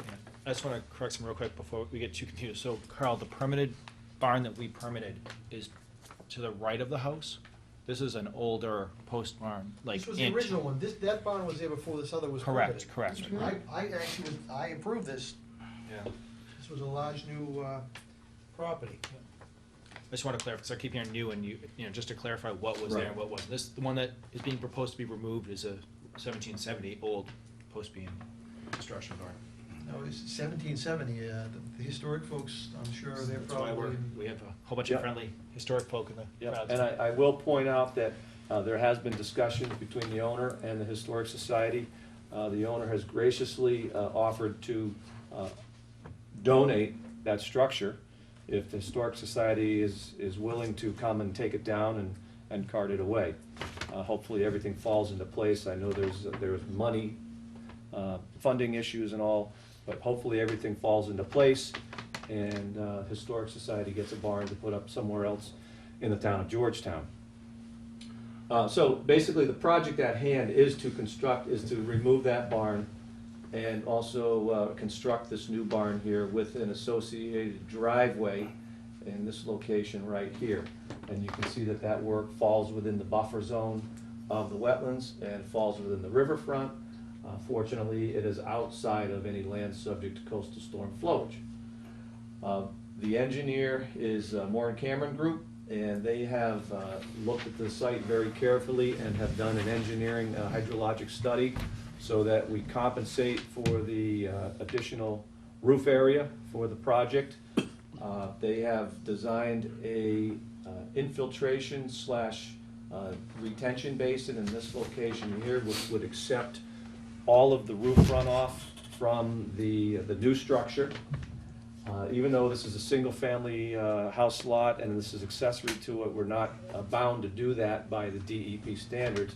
We took that upon ourselves to, engineer this stormwater management feature. Is this gonna be used as a commercial barn, a private? No, this is private, What use is intended? recreational vehicle. A recreational vehicle, no animals? How long have you lived at the property? Or owned the property, I'm sorry? 1 year. And do you intend to live there for, Well, it's irregular. Well, not really, another because 50 when, years. right, because if it, I intend to live there, yes. if it became an animal barn, it was in the no disturb zone. I think that would have to be said that it, you know, you don't want animals in there. I think we can say that this is not for livestock. Right, but going forward, it should be spelled out that So- it's not So going to is be it for really, livestock. is it a misnomer to call it a barn, or is it gonna be basically a A large garage. garage? It is a garage that will look like a barn. Isn't it approved? Because, you know, initially I saw it, I was looking at it like a horse type barn type. Yeah, I think what I'd like to do is get through my presentation, then we can field questions. So anyway, the stormwater management feature is designed so that we infiltrate the required roof runoff from the roof area, and it also mitigates for peak flow. It does not increase the peak flow. We analyze the 2, 10, and 100-year storm events. So as far as you know, mitigating for any increase in impervious area, we've got that covered. You see that the location of the barn, as I said, or started to say, it is placed there intentionally because we wanted to take advantage of the disturbed areas on the site. There is a foundation under this existing barn. There is a small driveway that enters up to the barn. There is land around it that has historically been disturbed, compacted soil, and generally nothing is growing directly adjacent to the barn. It is around the area is pretty much been overtaken by Tartarian honeysuckle, multiflora rose, those sorts of plants that would typically invade an area that was formerly cleared, but then has left to go fallow, I should say. So our objective is to site this new structure as much as possible over the disturbed area, but also trying to strike a fine balance between coming as close as we can to complying with your setbacks, but also, you know, working with the disturbed area. So as such, this is it's sort of a half and half. It's a riverfront area redevelopment project because we are working over the existing disturbed areas within the riverfront. And it's also, obviously, this portion that extends beyond the existing barn, and this portion of the driveway that's not within the existing drive are new disturbances. So we need to look at, from a riverfront redevelopment point of view, the standards of 1058-5.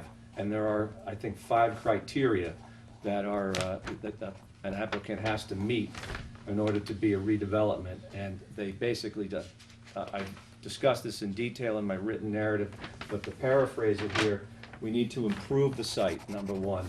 We need to address stormwater, number 2. We cannot go any closer to the riverfront than the present disturbed area, and any expansions have to be farther away.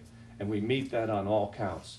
We improve the site, number 1, by taking this area that the town has previously disturbed, and we are going to revegetate that. Presently, the town, it was more or less a wooded riverbank. It was opened up, and there's, you know, a fairly good wide swath right through there, so we would like to restore that area. That's roughly 1,250 square feet of riverfront area restoration that we can take credit for. And also, there's an area in here, as you can see, there's where the existing lawn line is. This area is in the inner riparian zone, and we would propose to revegetate that, build on the shrubby buffer area, and add another almost 3,260 square feet. So the total improvement to the site is almost 4,500 square feet. So we think that's a significant effort on the applicant's part to. How close is the new structure gonna be to the resource area? The closest that the new structure will be is 33 feet. The closest that the old structure is 31 feet. So, I wouldn't say that's a huge improvement, but. well, when you got a redevelopment, you gotta work with your disturbed areas. But I'm also looking at our local bylaw too, Yes. which is more stringent than I checked the state Yes, works. and that's why we tried to strike that balance. Rather than cut out a new area somewhere else, Well, we'd rather work with the old disturbed area. let me ask you a question. Can you show, there's other areas that you probably could move that to, is that a fair statement? Sure, it's a large piece of property, but there also are encumbrances on the property. For instance, if we were to try to be 100% compliant and get out of the riverfront, here's the red line for the riverfront area line. As I mentioned before, this area here, that's the reserve area for the septic system, so we cannot encumber that. Obviously, the driveway in the existing house, we can't work there. If we were to put it somewhere out back here, you would still need a driveway that has to go through the riverfront area. And the width of that driveway and the disturbance of that driveway is going to exceed the amount of disturbed area that we are doing for this particular proposal here. So under the guidelines for alternatives analysis for the Wetlands Protection Act, if an alternative has more impacts than the preferred option, you obviously discard the alternative. Why can't it be on the same footprint? The old barn's gonna be taken down, removed. Why not just put this on?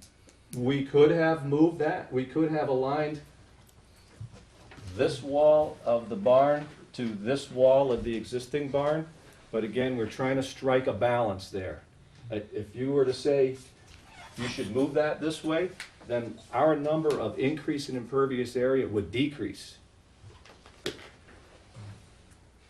So frankly, I don't think it makes a whole lot of difference to us if we were to move this back 10 or 15 feet, but we're trying to strike that balance to have as much compliance with your bylaw as possible. Well, you could move it closer to the driveway straight up if you went almost straight up. If You just move the thing straight up from where it is. You're talking, there's That's in correct. this area up here, Right. and your reserve area for I'm your not sure septic where is, you're, the reserve Take area this up for here. your septic is shown here. There's plenty of place up here. It doesn't, if you're parking one vehicle in there, that's a huge building for one vehicle. I It doesn't understand. have If to you- be this large, you were- it could be up here. If then you we're were going backwards in terms of numbers. If we were rebuilding the existing Wow. barn, that's one thing, but we're actually raising that and starting really from scratch again. There shouldn't have been a building there in the first place, so Well- to replace the building, get it out of the Well, area. nevertheless, it's there, and you have to But, deal with but what's it, there. but you can get a new building out of the area, it doesn't need to be there. But the alternative that you're proposing has more impacts than the alternative that we're presenting. Not Because if you're on- we're occupying areas that are already previously disturbed. Well, this whole area is disturbed too, isn't it? What Not is under it, the grass or provisions of the what? Wetlands Protection Act. There's very specific definitions of what is a disturbed site. It has to be a lack of topsoil, occupy a structure, be a junkyard or something to that effect. So I have to look at the criteria of the Wetlands Protection Act. What surface is up here right now, grass or Yes. woods or what? So it was- Exactly where are you pointing? I'm pointing to where it says map 9, lot 10. That's and That would be grass. Okay, so that's a disturbed site, grass isn't an undisturbed site. It Uh, was disturbed to put grass there, It's So- it's an old field. right. I'm So- gonna, I don't wanna, I But this, appreciate but your this point, but area under is the much DEP ecologically. purview, that would not be a disturbed site because it has topsoil, it is providing riverfront function. Wouldn't it be more convenient to have the garage closer to the house? It would be out of the resource area, it would be, this could be fixed up, and then you wouldn't have to do all this and that. This could be, revegetated. Actually, it's not more In convenient. fact, sir, that's why the house is located where it is. Because initially it was proposed down here further, Mhm. and we had it moved up here, out of the resource area. Right, That's where it is. right, because that was a new construction. That's correct. This is a So- redevelopment. Yes, A portion no. is redevelopment. Right. I think you have to be careful saying it's redevelopment. It's a portion, and it's a fairly, a third of it? The 70 other portion is considered new, so I think Right. it's, if we start chasing this redevelopment, focusing on that, I think that's a little dangerous, because it's misleading in what you're trying to get to the end. A portion of it is. If this was the same size as the existing structure, it's an equal trade, it's redevelopment, but this is larger. There's also the 75-foot, no disturb, no build. We're talking a lot of river protection, state act, local regulations are more stringent. 75% of this is more, 90% of the structure is in the 75-foot no build area. And the Again, you can- 50. And so you can back out the existing structure, right, and run the numbers. It's still a lot of new activity in the 75 where it shouldn't be. So let me just To- take to that, your let me plan- finish to that. your- Can I finish this? Yes. Per what you were just trying to say, you could move it out. And under certain regulations, yeah, it looks worse by some strange DEP numbers. But if you look at like the 75-foot no disturb, no build, it greatly, greatly improves the project. So it depends on what you're looking at. In some ways, he is correct. Under some riverfront protection, but we have a wetland, we have local regulations, and it's trying to come to a balance. If you try to just satisfy the river protection, I didn't look at it 100% in that way. That's possible. The numbers might look better because the grass doesn't count, that type of stuff. But if you look at it from the local regulations, which is really what we spend more time on because they're more stringent, this whole thing hypothetically very much get pushed. So the part that is not redevelopment, and I acknowledge that right up front, the part that is not redevelopment, it's about 2,900 square feet, which would include the remainder of the barn and, portion of the driveway that is not occupying the existing driveway. The part that's not redevelopment, that has to be compliant with the riverfront area impact thresholds. Now, for an existing lot, you have an impact threshold of 10% of the riverfront area on the lot. And fortunately, because of the way the Penn Brook flows through the property, we're riverfront area rich. We have over 200,000 square feet of riverfront area on the lot. So the impact that is above and beyond redevelopment is only like 2,900 plus or minus. It's only 1.5% of the riverfront area on the lot. So we are compliant with the performance standards for Right, but you- Wetlands Protection Act. Yeah, you seem to be like going right over our bylaw, kind of like completely. You just skim right over it every chance you get, so I'm. But that's where the mitigation comes in. We recognize that we are here, we're trying to utilize that disturbed area. That's why we provided that measure of almost 4,500 square feet of mitigation to offset the incursions into your zone. We're not trying to skim over your bylaw at all. I mean, give me the narrative of how it complies with our bylaw. It doesn't. It doesn't, exactly. But we've asked for a waiver on that. I also want to just jump in real quick. So the mitigation for the river, because that seems to be what we're focusing at this point, is the riverfront and offsetting that. I'm a little bit nervous about the town's activity, and when that's fixed, being counted towards mitigation and towards their calculations, because the town's going to go back there in the spring and fix it up anyways.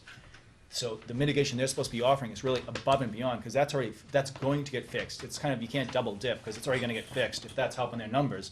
That's It a really makes the separate numbers look, project. the numbers don't That's look as completely clean. separate. If I might, I dealt with Peter Durkee when he was doing the culvert and the repair, and was out there on the site when they were doing the work, and had removed the stone culvert and were in the process of putting the riprap in.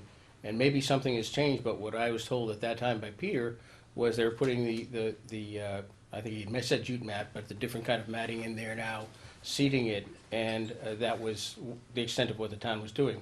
Maybe Peter has come up with something else since then, but I certainly haven't had any conversation with him that any more work was going to be done, and that was going to fall back on Mr. Motzkin to do additional mitigation work out there. I think my conversation with Peter's in order, but that was the last conversation that I had, which was end of November, beginning of December, when they were out on the site doing the work. So I guess we need to understand it better, I guess, is my point, because that Yeah. seems like it's double dipping to me on the calculations at least. The program, what's the name of it that you're proposing here? That you reconstruct this? The and this is- redevelopment? The Riverfront area riverfront. redevelopment. Riverfront redevelopment. Does that, what it looks like to me is that the building should have never been there, and to put a bigger one there it would be much better out of the resource area. I don't see, are we committed if he applies under that, we have to accept that over our, okay, so this is a There's significant waivers. suggestion. Yeah, I think Okay. the significant waivers to the local bylaw is what really the meat of this is. The riverfront and all that other stuff, to your credit, you can solve those problems. You can add protection. I think they should take out the town's area, because that's double dipping, in my opinion. That needs to be fixed either way. And they could add more up at the lawn area. Those you can calculate away. My concern, what I would recommend the commission focus on, is more the bylaw waivers that are being requested, because they're significant, and those are gonna be the harder ones to overcome. The riverfront, all these other ones, you can calculate those away. You can fix them. there's not much here that I see that's offsetting the damage done to the 75-foot no bill, the 50-foot no disturb, and they're significant. And they don't show the little chart on the top shows the percentages and all that. That's riverfront, because that's easier to fix under this. As you pointed out, they're asking for waivers to the regulations. That's really the meat of this project, in my opinion. Well, I mean, I think to improve a barn in the area that's not in this would be way better than putting another barn there. Or try to meet, so what we often try to do is, if you can't meet the regulations, you try to get as close as you can to meeting them. Yeah, And get so out of there- the resource hypothetically, you could put it up in the lawn, right? Yeah. But that might be too, it might be, we often try to work towards a happy median and maybe putting it halfway between the two. Why? I think there are What's wrong some with the lawn? ways to improve it. I'm not saying that there's anything wrong with it, I'm just saying, they have their reasons for not wanting to put it up there, the commission has their reasons for not wanting it where it is. We often, it's not, we don't have to love the plan, we can offer suggestions. I've said many times before, we established regulations to codify what the setbacks were. So people could look at them and say, that's where I need to be out of. And those are the lines drawn across. So no matter where we draw the line, people cross the line and want to get closer. If I made it at 3 inches from the wetland, someone would want one at 2 inches or 0.5 inches. I mean, that's. But waivers can be asked for, that's why the commission is here, is to grant waivers. There's probably gonna be waivers no matter, if and when this is approved, waivers will probably be granted. It would be nice if they Sure. weren't such significant ones, and I think that's kind of to give some feedback to the And, applicant. and that's, we typically ask for, provide a no waivers plan if possible, then different variations of what can you do? In other words, almost any plan can be improved, I mean, and, we ask that the applicant take a look at their plan and see, can you improve upon this as far as, trying to meet, local bylaws and regulations to try and improve the situation, not just from the Riverfront Protection Act, but from the local. I represent the DEP and I represent the town, and I have to look at all of them. Mr. Chairman, Yes.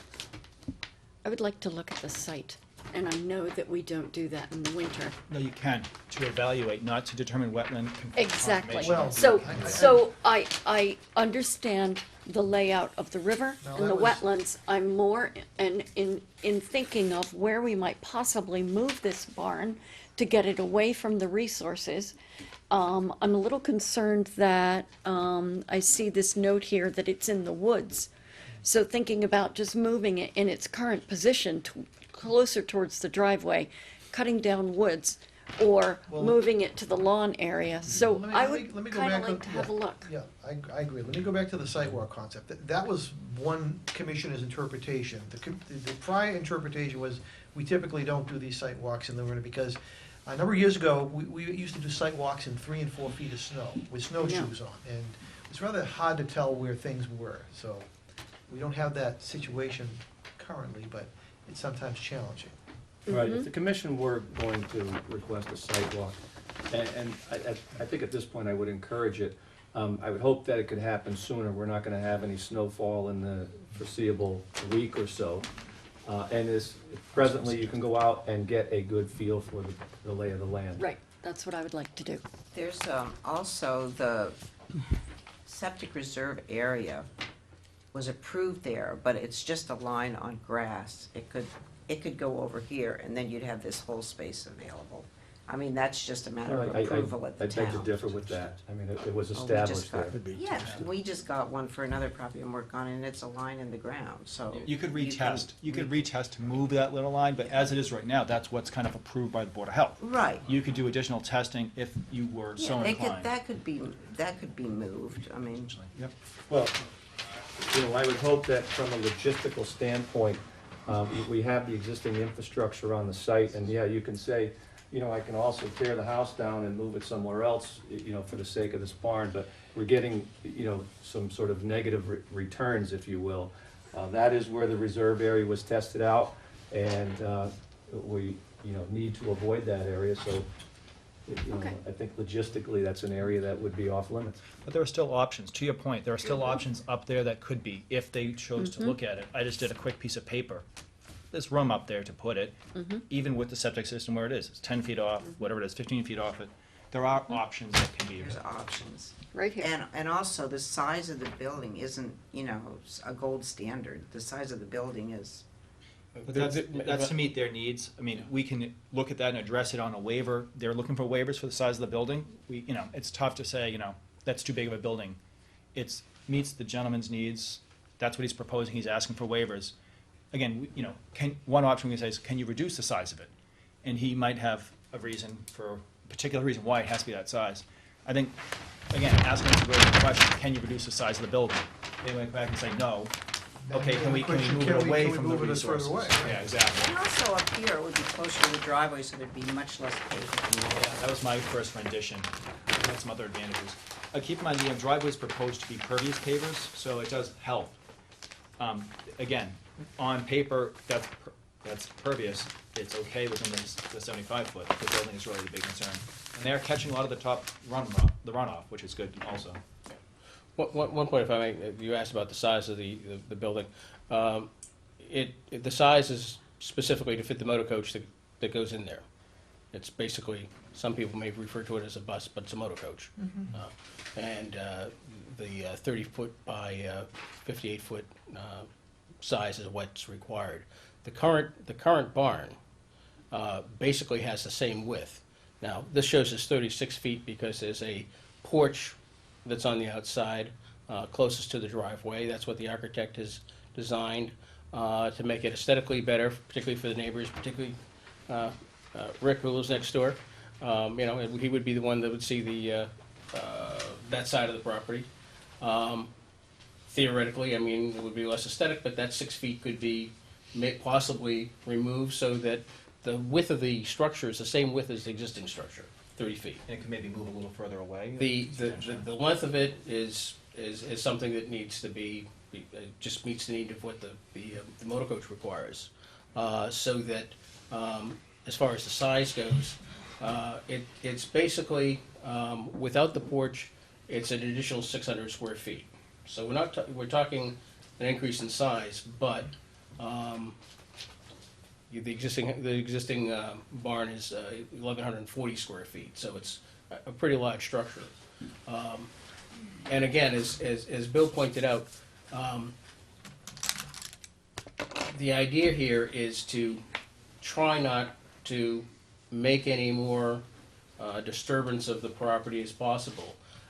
As the chairman said, the house was put back where it is because even though this is a very large parcel of land, there's only about an acre and a half of it that is outside of, the riverfront and everything within that. The location where it's been proposed is for, there are a number of reasons involved. If you put the barn garage, whichever way we want to call it for tonight, back here, this driveway is not big enough to turn it around and back it in. It has to be back in, basically, from the street into the barn. And it's a lot preferable to do that in the present location of the barn for safety issues and practicality. If you push it back onto the lawn area, as Bill said, you're still disturbing, protected areas, disturbing new areas. You were talking earlier about not taking down trees and minimizing taking down trees in the woods. One of the reasons we put this location rather than pushing it back within this area, but pushing it back, was to try to minimize that. As Bill has pointed out, we're really trying to do a balancing act here, and we understand the local bylaw concerns, but again, we're talking about a disturbed area and. They're more than concerns. Well, no, I understand, and that's why we apply. That's why we apply And for the waiver. regulations, and we try That's to correct. enforce them. Right, understood. We've got some abutters or members of the historical commission here. If you could identify yourself, please. Ed Desjardins, I'm a historical preservationist, working 46 years for historic preservation. I just received from the Mass Historic Commission an award from the state as to my preservation efforts in the surrounding towns, Georgetown, Rowley, Byfield, so forth. No one has used the word preservation at all in the 32 minutes or so that we've sat down here and started discussing this. The building itself is a very early tannery. Shoe manufacturing industry was very important in Georgetown's history. The barn built by Captain Benjamin Adams around 1770. Now, that's not 100 years old, it's not 200 years old, it's 225 years of the town's history. As a matter of fact, I looked just for the hell of it to see who was in office at the time. And believe it or not, George Washington, this building was in place before George Washington became our first president. He served 2 terms in 1789 to 1797. The building was here prior to that. I'm shocked, first of all, that we made no effort to try to save or work with the existing barn by adding a couple appendages to it. You've kept the history alive in town. By tearing it down, we flushed. Once these buildings are gone, they're gone forever. They're never coming back. And some effort should have been made, or some thought should have gone into that. For God's sakes, let's see what we can do to save one of our history that we have here. I'm disappointed in that piece of it. So, You don't have to raise your hand. is the current structure, obviously, is a timber frame? Is a timber frame? Yeah, it is. So, I mean, it could be restored and It could be last restored. another 275 years. If I might, Wait, The Mr. Historical Fisher, Society, by the way, these gentlemen are correct. They made an offer to the Historical Society to see if they could take it down. We ended up getting a professional who also did our barn while I was Historical Society president over in Rowley, and also a member of the Historical Commission in both the towns. They came up with a figure around 40 to 50,000, somewhere in that range. Dismantle it and wait at some point. Historical Society in town doesn't have $65,000 or $50,000 to put into it and reconstruct it and build this. Why couldn't it be left there with it? And it looks like you've almost tripled in terms of the footprint that I saw. And then just add a couple appendages onto that, and here you've kept the history alive, and you're not you're not finding another place on the site to have this erected. Is it too narrow or too low? if I might, first time I was before this commission was last year when the town had come in to get approval for the box culvert under 97. And I met Rick Detweiler that evening, who, we introduced ourselves to each other. Rick's neighbor, plus he's also a preservationist. And Jim and I have met with Rick and Ed on the site. We've met with Rick and Aaron Sturgis, who is a gentleman from Maine who takes these barns apart and puts them back together. Jim's offered them the building, if they can come up with the funds to move it, and I think they have a place to move it if they do. And we've worked. Once it was determined that by the architect that drafted this that we really couldn't make this barn functional and keep it in its historic context, because most of the barn, the existing driveway that goes to the existing barn comes down here and is basically down here, kind of ends up. There's a set of garage doors here, but the driveway doesn't service that now. There's a door on the side of the barn. So the first floor of the barn, I'll call it the first floor, is half underground. So if you were going to use that and use that width of the barn, you would have to do a lot of work much closer to the wetland to get in there, build a new retaining wall to support it. I think when we looked at it with Aaron, we determined that the sill on the back side of the barn probably need to, which is at ground level over here probably needs to be replaced. In order to access the barn on this end, there'd have to be quite a bit of fill to go in here because the ground, if you can look on your map, see the topo better, but it slopes off down toward the wetlands. So there was a lot of practical issues that made it impossible. Plus if you built it up to the ground level here where the stone wall is in the back, you'd be between the first and second floor of the barn. The barn basically now is 2 full floors and a half story above that. So the way it's framed, you know, you couldn't get in there and put anything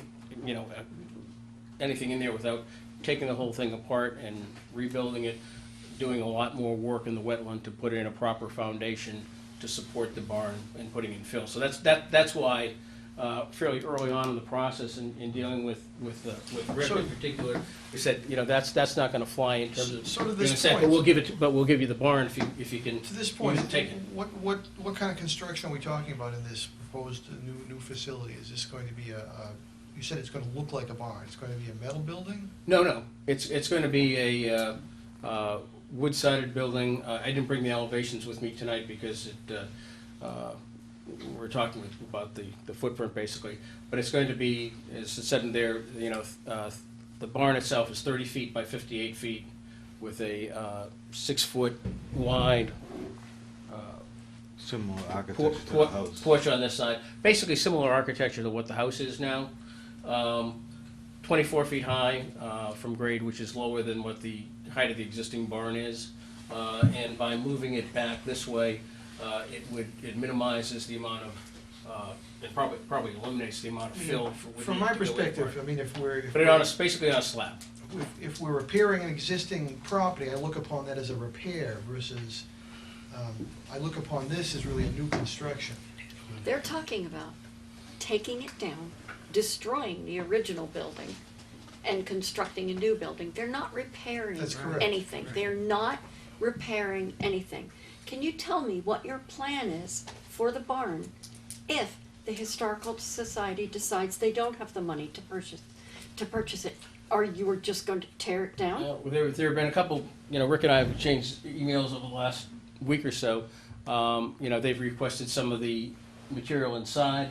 We've suggested about caking it down and reselling the timbers to somebody that can use it for historical. So basically, you're going to be taking it down, you're going to be destroying it, basically, and putting up a new structure. This is not a repair. How about Camp Dennison? This is not a repair. I don't think Go we ahead. ever said that. I- it was I a could- repair. Yes, that's been said over and over and over again. I think Yeah. redevelopment, not Re- I repair. don't think we use that word at all, ma'am. But Can we- Yeah, I'm sorry. If you identify As an yourself. abutter, I'm Rick Gembler, and I can add to some of the, sort of the detail of this. First of all, the history, and the reason the Historical Society is interested in preserving the building in one form or another is that the thing has been since before the Revolution, and some of the leather that was tanned there probably went to Lynn and went down the coast as shoes to Washington's Army at Valley Forge. At any rate, that's how old this thing is. But the other point to make is that it was used by Captain Abraham Adams of the Rowley Militia, and after him, Colonel John Kimball of the, militia, both as a tannery between 1770 and maybe the 1850s. So it hasn't been used for tannery in maybe 150 years.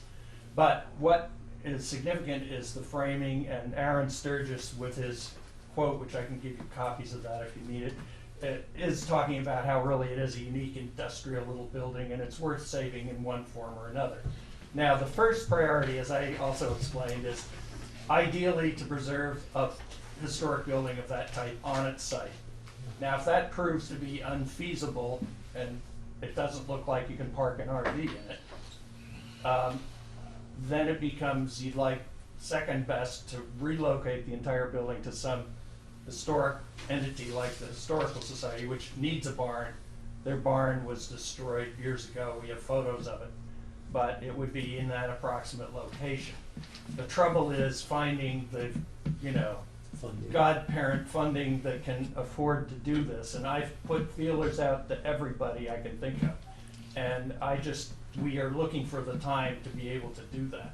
And I couldn't apply for CPC funding because I was working on another project in town that I couldn't self-compete with. It's interesting, I mean, I'm also, So- you know, as a taxpayer, you're also concerned about, you know, the town and the state being on the hook for basically subsidizing that part of the project.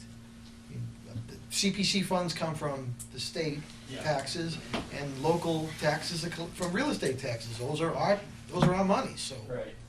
And we've used them to restore the exterior of the Historical Society and the cemetery Well, fence and the. that's not my point. My point all is, the it's, you know, that this is incurred, you know, here, I'm gonna dump it on you, you take care of it, the taxpayer. Yeah, it becomes a resolve. liability for us. That's- Although it's an asset once it's done. We just need a way to find a way to ameliorate the I mean, pain. we're kind of drifting a little bit away from conservation issues, but, and I wanna get back to those, but I mean, I think you know, those issues won't be discussed anywhere else, unfortunately. Yeah. Go ahead. Yeah, I'm George Comiskey. I'm also in the Historical Society, but I'm in the, member of the Park River Clean Water Association too, so has kind of dual purpose and interest. So I have some questions or comments, if you don't mind. I heard it said that they're gonna use, porous pavers. I don't see that in the plan. Is that your plan, to use porous pavers or just regular pavers?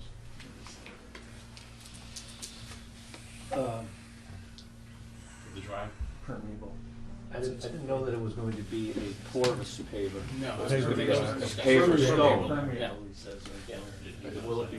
I think the porous came up in the contents of a comment from one of the board members. Yeah, I didn't see it in the plan. But it could be modified also. It could be in the condition, yeah. And you're also, from what I look at the plan, you're also expanding the footprint of the house? No. No? Well, let me qualify that. When Bill and I met with Steve early on, one of the issues was a pool that was going in at the back of the house, and he wanted us to show that, and that was, the wetlands back there was flagged, and that's outside of the jurisdiction, so that's, you know, but Steve had asked us to show that on the plan, so we covered, You covered that. do nick a corner of it, and it's good to show it. Yeah, But there's it's a not, plan it's not, there, but that yeah, can be gone. it's not a huge concern, but Yeah. I just like full disclosure on all the activities. Right. They were good enough to show that. This is all existing now, so we're, Yeah, you're by the good. skin of our teeth, I we're out just of it. appreciate you showing it. And just for full disclosure as well, as another element, there's an existing well located, and it's shown on the plan, by the front corner of the existing barn. And we show as part of the project, a line going from that well to go into the irrigation system. Currently, it's using town water, but just to make sure we So- covered everything in the application. It is my opinion that we're not gonna resolve this tonight. I would like to schedule a site walk, if that's what commissioners would like to do. And I would like the applicant to take a look at the plan and see if there are other locations in the interim that could be discussed, where the barn could be located. I'm not talking about completely outside of the riverfront protection area, but I'm saying this, could there be any other options? And there usually are other options. That's my thought. Other commissioners may have other views. I think one thing that struck me is the barn is obviously historically important. And if there's given enough time to find a way to relocate it, could be key. Because if you want to start construction this spring, the building's going to be trashed. If you give them 2 years, maybe they'll get it done. These things don't happen overnight.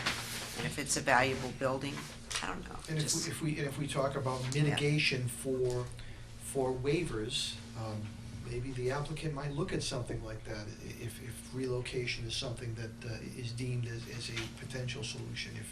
If the desire is to put up a new building and raise this one, then maybe part of the mitigation for the impact is to assist with relocation of the existing. Relocation. And there are, I mean, Aaron is obviously very knowledgeable and great guy, but, I mean, there's local resources that, like, I know I did a tiny little timber frame, you know, but it was basically run by Jim Rogers. He had a workshop, people came down, you know, and, yeah. They did barn building, you know, I mean, maybe you could get a local barn moving, I bet you could get a lot of interest in that. I look upon this as a new construction project. I mean, Definitely, there is a existing barn there. If we were rebuilding that, you know, we could look at that footprint and say, well, yeah, it's an existing, it's just like an existing house there, but, you know, we're basically raising this property and building a new one. Yeah. Yeah. Mr. Chairman, I'd like us to think about a site walk date, please. A warm date. Pardon? A warm date. A warm date. We often do them Saturday mornings, is historically how, when we do, site. Well, yeah, and given the time of the year, I would not pick a super early time because it's likely to be pretty cold. Dark. I mean, in the summertime, it's fine to do them at early, but if I you, can't do this Saturday, but I've been on the property historically probably 30 times, so it's really more for the commission. Well, I would like, okay, never mind. All right. Saturday's a little I can short go with notice. anyone with permission from the owner. Is anyone around this weekend or the following weekend? I would, maybe the following weekend in my The perspective. 24th? Well, what, you know. This weekend's a little short notice for Think me. about the weather, because in 2 weeks, we could be under snow. Let's Well, that's see. kind of why I wanted to do it this weekend, Yeah, because we this don't really Saturday, have We're not a gonna be under forecast. snow, maybe after Sunday, we might be under snow.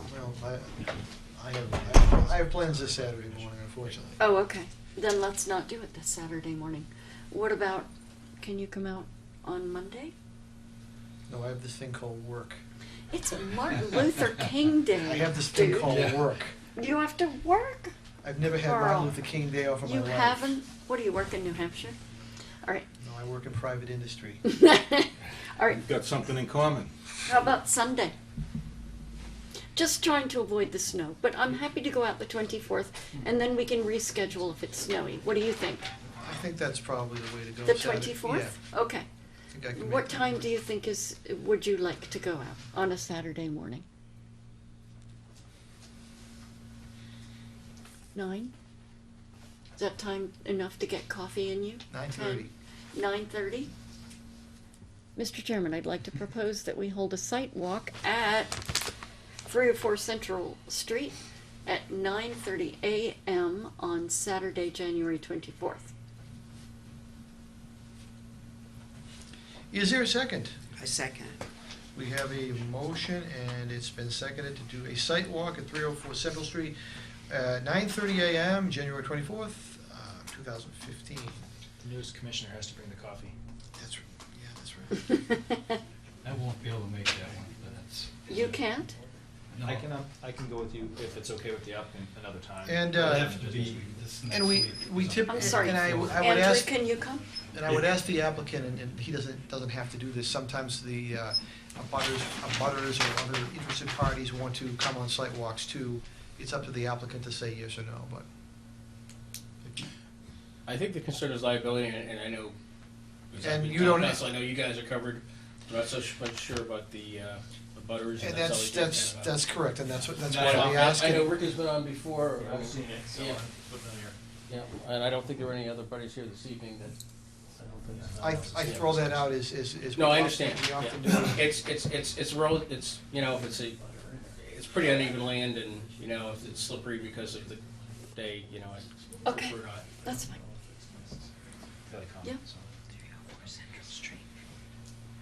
Lovely. Okay, we had a motion, and it's, did we call the question on that? I don't think we did. Okay. All in favor? Aye. Aye. All opposed, all abstaining. So before we Should continue, we continue? any other kind of like, one of my thoughts was just to slide it towards the road more, and it would, keep in mind, backing up into it, it would get it further away, reduce the imperviousness. I'm not talking up by the septic system, I'm just talking sliding it in Slide it line, more that way, maybe even yeah. tilting it a bit and sliding it. Again, look at some options maybe that can make it better. This is a first draft. Any improvements, you know, you kind of get credit for making it better.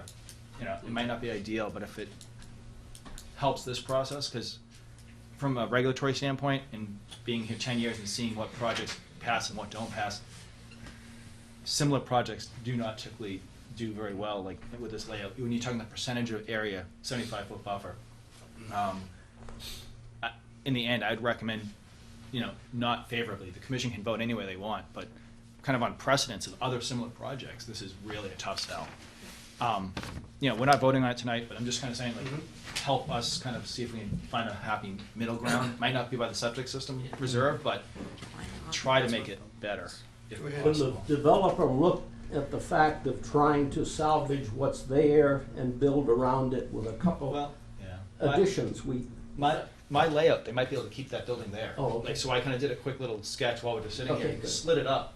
Again, it might not be ideal, Yeah. it might look kind of strange. There's some options to look at as Okay. far as keeping it on site maybe. That might not work out, and once they lay it out, it might Yeah, be yeah. horrible, but I guess my point is just to have them. there should be an attempt to do something to save the history of the community that goes back, 225 years ago. Well, I think, Mr. Chairman, I think that, Ed, that's what we've been doing, working with you and Yeah, to I know. try to come up Through with the that. And, I think we've, Historical The funds simply aren't there for the historical society. They understood, don't have but I that. think, I think the effort is being made and Yeah, will continue no, to I be agree. made We to do that. appreciate And also keep in mind, this is a conservation meeting. Yeah. We really need to stay on topic, but it's important to discuss this, because there's Yeah. no other venue this is gonna be discussed in. George? Yeah, I just had a few more technical points to make. It was an order of conditions. Actually, there was a certificate of compliance issued for an order of conditions in 2002. And the certificate of compliance came August of 2009. And a new order of conditions were issued in 2009, I guess, for the building to be built. But I couldn't find any certificate of compliance for the order of conditions for 2009. Yeah, I found that. So- It's for the back little barn past your leaching system. That was never closed out. So it'd be, So you have It has to get two orders closed going out. on right now. Yeah. you can actually put in a We do that, yeah. you can put the request in, check for $150 and label that as an as-built because it has it on it, and that would be satisfactory. But also the, past conditions put in a series of concrete bounds, and they kind of run along the edge of the land, and I took a picture of the ortho, and it shows like it work like extending beyond the concrete bounds. I can show pictures of the chairman. And so, there might be a non-compliance issue with our order of conditions. So that might be something you look at in the sidewalk and see if there's been work here. I might suggest that you might want to, if you're gonna move a concrete bound, you might want to extend all the concrete bounds like 10 feet out, because from an environmental standpoint, if you have if you're grassing right down to the wetland flags, you might want to put a vegetated buffer strip along that whole Pembroke corridor. Yeah, I see what he's referring to. Yeah, it shouldn't be grass And right the there. plans actually show that. Show They're actually them a little acknowledging, more. they're acknowledging that they're mowing around those bounds, kind of acknowledging. That doesn't help with Pembroke. Right. No. So that can get That's right. rectified as part of the process. That also, to me, means that it can't count towards mitigation towards the riverfront protection, because that's also in an area, like they're double dipping in an area that they're not supposed to be. Okay, I'll entertain a motion to continue. September 19th at 7:45, please. No, February 19th. Sorry. Sorry. That's what I wrote. Mr. Chairman, I'd like to propose a motion that we continue 304 Central Street, GCC 2014-26. Do we have a DEP number? Yes, we do. 798. 798, the DEP issue with no comments. 1617982, February 19th. Did you say 7:45? 7:45. Yep. Please, thank you. Is there a second for the motion? I second it. Motion's been seconded to continue the notice of intent for 304 Central Street to February 19th at 7:45 PM. Is there any further discussion? All in favor? Aye. Aye, opposed, all abstaining. Thank you. Thank you. And we will see you on the 24th.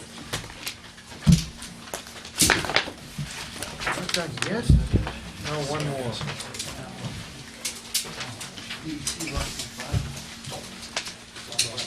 Okay, it being on or after 8 o'clock, time to go to bed. I'm going to open a new notice of intent for 11 Ordway Street, GCC 2014-27. If I could have the applicant or consultant, and if you could identify yourself for the record, please. Sure, my name is Jim Scanlon. I'm here on behalf of Karen Moscarito at 11 Ordway Street. And do you have green cards? I do. You? My agent? Did you guys get any comment from DP or just on? They lost me. Love it. Let's see. I have this for you.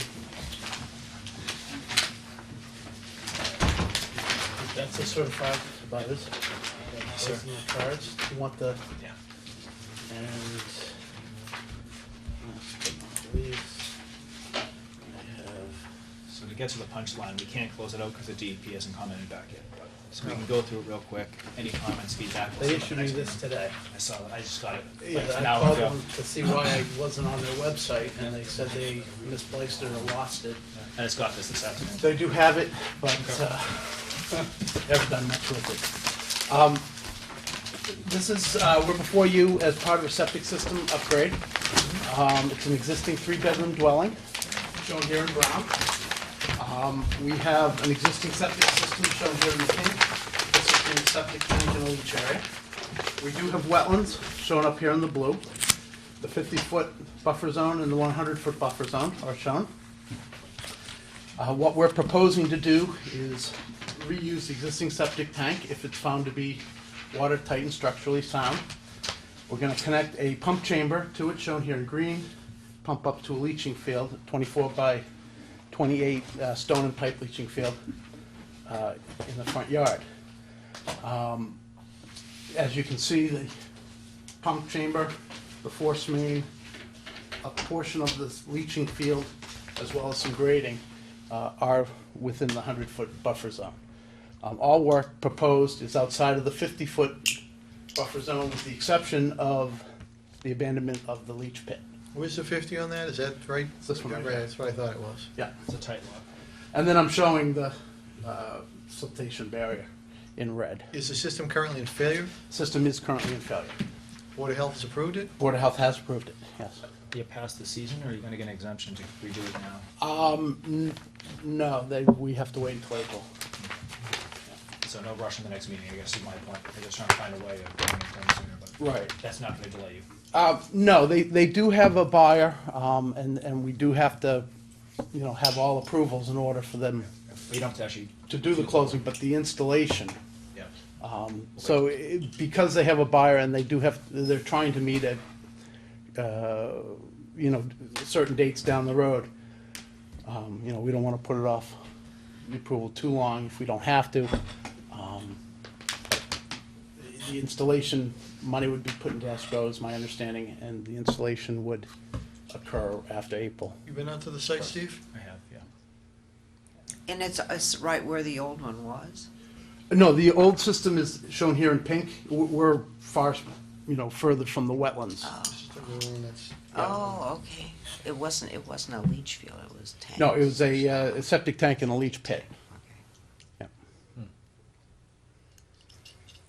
And So the it's, leach this is an improvement, It's an obviously. improvement, It looks like you've got it as far away as you Done your can. best you Yeah. can, yeah. Honestly, we could get it maybe 2 feet further, but there's a very large pine tree right out on the property line that would rather not get into the root system. How about kind of more elongated, bringing it in front of the house? Are you getting too close to the setback? Well, if we go 10 feet off 20 feet off the house and 10 feet off the property line. Yeah, okay. Yeah, It's- with a it's- basement, it's 20 feet. With a slab, it's 10 feet. That's what I thought. Yeah. Okay, thank you. I was going to say it'd be a 400-foot. Right, 2-foot and wide as you can system. see, we did do a test Yeah, pit you out tried- front. You tried to pick it up.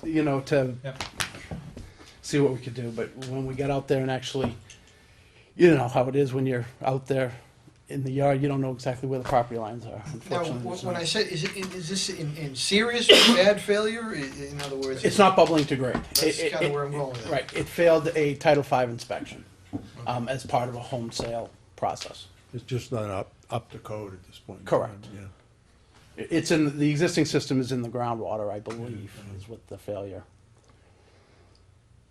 So again, it's more of a technicality waiting in the DEP. You don't, if there's no issues with the commission that they voted Yeah, tonight, we're not- you don't have to come in the next meeting. Right, it's more of That'd be a, awesome. just an administrative. That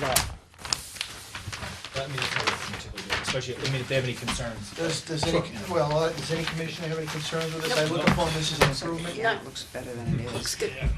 Thanks. Motion to continue to 19th at 8 o'clock if someone's. I'll entertain a motion. Mr. Chairman, I make a motion that we continue 11 Ordway Street, GCC 2014-27 DEP number 161799 799 to February 19th at 8 o'clock. 8 o'clock. Second? Second. With a motion and seconded to continue the notice of intent for 11 Ordway to February 19th at 8 o'clock. Is there any further discussion? All in favor? Aye. All opposed? Abstain. Thank you very much.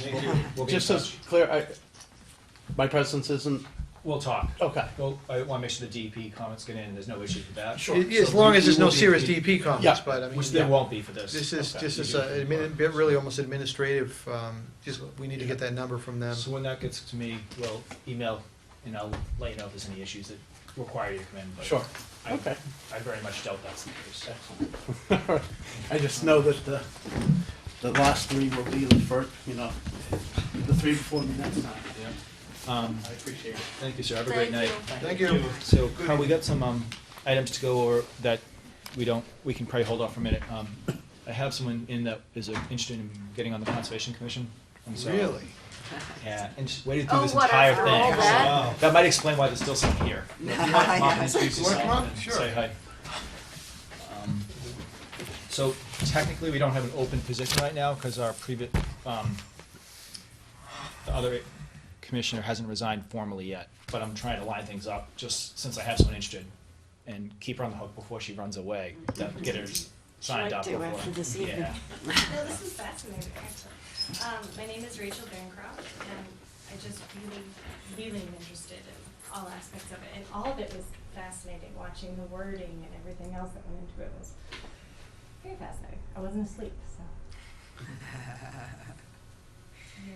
Does anybody have any questions, or? Yeah, what was, Rachel? Rachel. Rachel what? Bancroft. Huh? I live Rachel? one over from you, actually. What? I live one over from you, I think, Oh, right on Boardman. So why would the same oh, person you wanna live do in the this? yellow house. On the other side. Get around. So in the yellow house, but on the other side On of the the other yellow. side, sure, we talked in the backyard one day. Yeah. With Lily. Yeah. Small world, Yeah. Small town. small town. And so I'm working on getting on the next selectman agenda to get. So this is kind of fairly typical of how hearings go. They can be, short, they can be long. It depends on the complexity and what's going on. Again, gotta be familiar with the regulations, the local and state, and, again, our mission is to protect resources, wetlands, et cetera. We try and protect upland and again, we're representing the state here at the DEP, and we represent the town. So we have the dual fold, actually, we're the only board in the town that has that dual fold ability, two hats at once. So this is fairly typical in length. Meetings are, not getting out too early. Depends on the number of hearings, but we've gone later, certainly a lot later. But we've been shorter. Have you been watching other meetings? Oh, this is the first one. Yeah, we're typically every 2 weeks. An occasional site walks on Saturday mornings, but Site walks are typically more toward the warmer weather. It's kind of unusual. this is late in the season. So, thank you very much for coming in. Thank you, Ernest. Nice to meet Nice you. to meet you. Nice to meet you. Again. Again, yes. Next discussion item is the One Industrial Way enforcement order. We got that third-party review back in, I hope you all reviewed it. If you didn't, I can give you a quick overview. Pretty much the bottom line is, we could not determine the extent of the wetland filling because it got to a point where it was gonna destabilize the retaining wall, or they needed a trench box for safety purposes, so the people doing the digging were not in danger. Jillian and myself are recommending you know, it's hard to come up with a big picture fix for this until you really know what's going on. And obviously, there's more filling that occurred on site. The retaining wall is most likely on top of a filled wetland. Which is even a bigger problem. Yeah, because we were told no wetlands were filled, and every time they come in, it changes. We were told Again, many things. so they're supposed to be coming up with a plan. They want us to sit down with me and talk about, I asked them to sit down with me and talk about this plan so that we could work on it and get it as good as we can get before the commission sees it. They weren't able to do that in time for this meeting. So I'm just I don't want to go into too much detail without the applicant here, or the owner here, but the bottom line is that more filling occurred, and I'm really trying to get them to look at it as, you know, removing all the fill, get it back to a stable site. You can stay if you want, you don't have to leave, this is still a public hearing. All right, well then, yeah.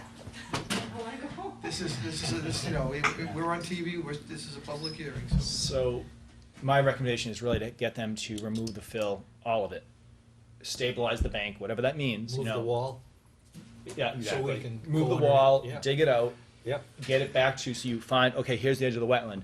Slope that appropriately so it doesn't erode, grass it, and then come into the commission and we'll discuss what to do with the, you know, what's gonna be allowed within the buffer. Because that's the next layer. It's not just the wetland fill, but what the buffer Well, encroachment also. and I think, you know, it's gonna behoove the commission in the future to kind of, once we determine, you know, where the resources are, for us to really kind of take the driver's seat and, you know, indicate what we want.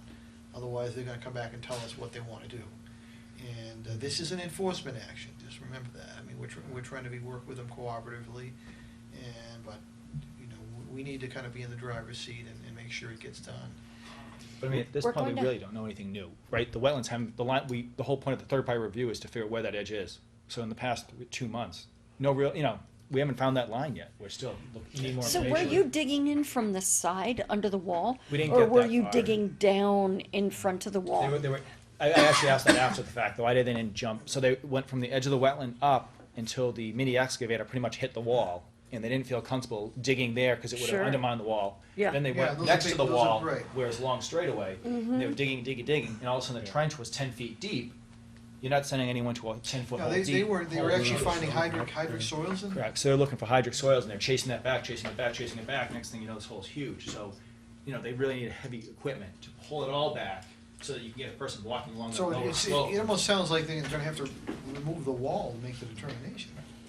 And I think it's a determination, Could but they- also it's could a they rolling have some- fix. Could they have somebody sitting, instead of down below the wall, sitting up Can they drill it? above it and dig it out from up here? Yeah. Dig it out and get it off-site.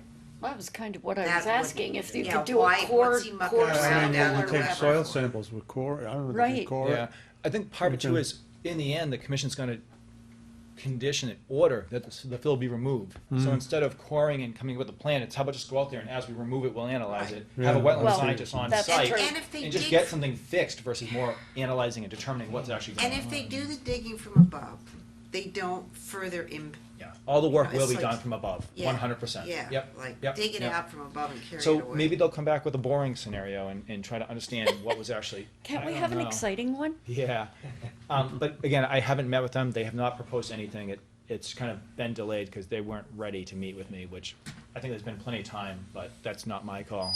There's so much stuff that could wash out of those piles while that wall is gone. It's right We're there. going to have to be very, very, Well, then you have Careful. concurrent actions by the Board of Health too in this Yeah, project. is not there? building inspector. So what you could do is the top course of the blocks, Building right, could be put over and create a new barrier for all that material. We've always Right. acknowledged the wall was a great barrier. We just don't necessarily want it there. You know, there's other ways of doing it. So as they remove those blocks, a lot of them have to get really moved way off to the side because Is it a concrete block wall? Is it- yeah, they're like 8 Yeah, by yeah, I know, 4 yeah, big, heavy, biggies. it's like the pyramids. Yeah, Yeah. it's a massive wall. They use on highway for, Yeah. But the Actually, I aerial can show you a photographs picture. between 2013 and 2014 clearly showed that they filled in the wetland there. Correct. And we've heard historically, we didn't fill a wetland, then it was, oh, it's just a little bit here. I think Jillian's determination, you know, we need to remove the fill, and as we remove it, we'll determine where that edge is. We can't come up with a plan and say, oh, it's gonna end here, because no one can guess that at this point. Let's get rid of the fill, get a line of where the wetland is, and then we'll determine what will happen in the buffer, or have a discussion about what will happen in the buffer. So again, it's a discussion, I have no closure on that. It's gonna continue to the next meeting, and hopefully by then we'll have a plan, I've met with them, and, I mean, you have not been out to the site?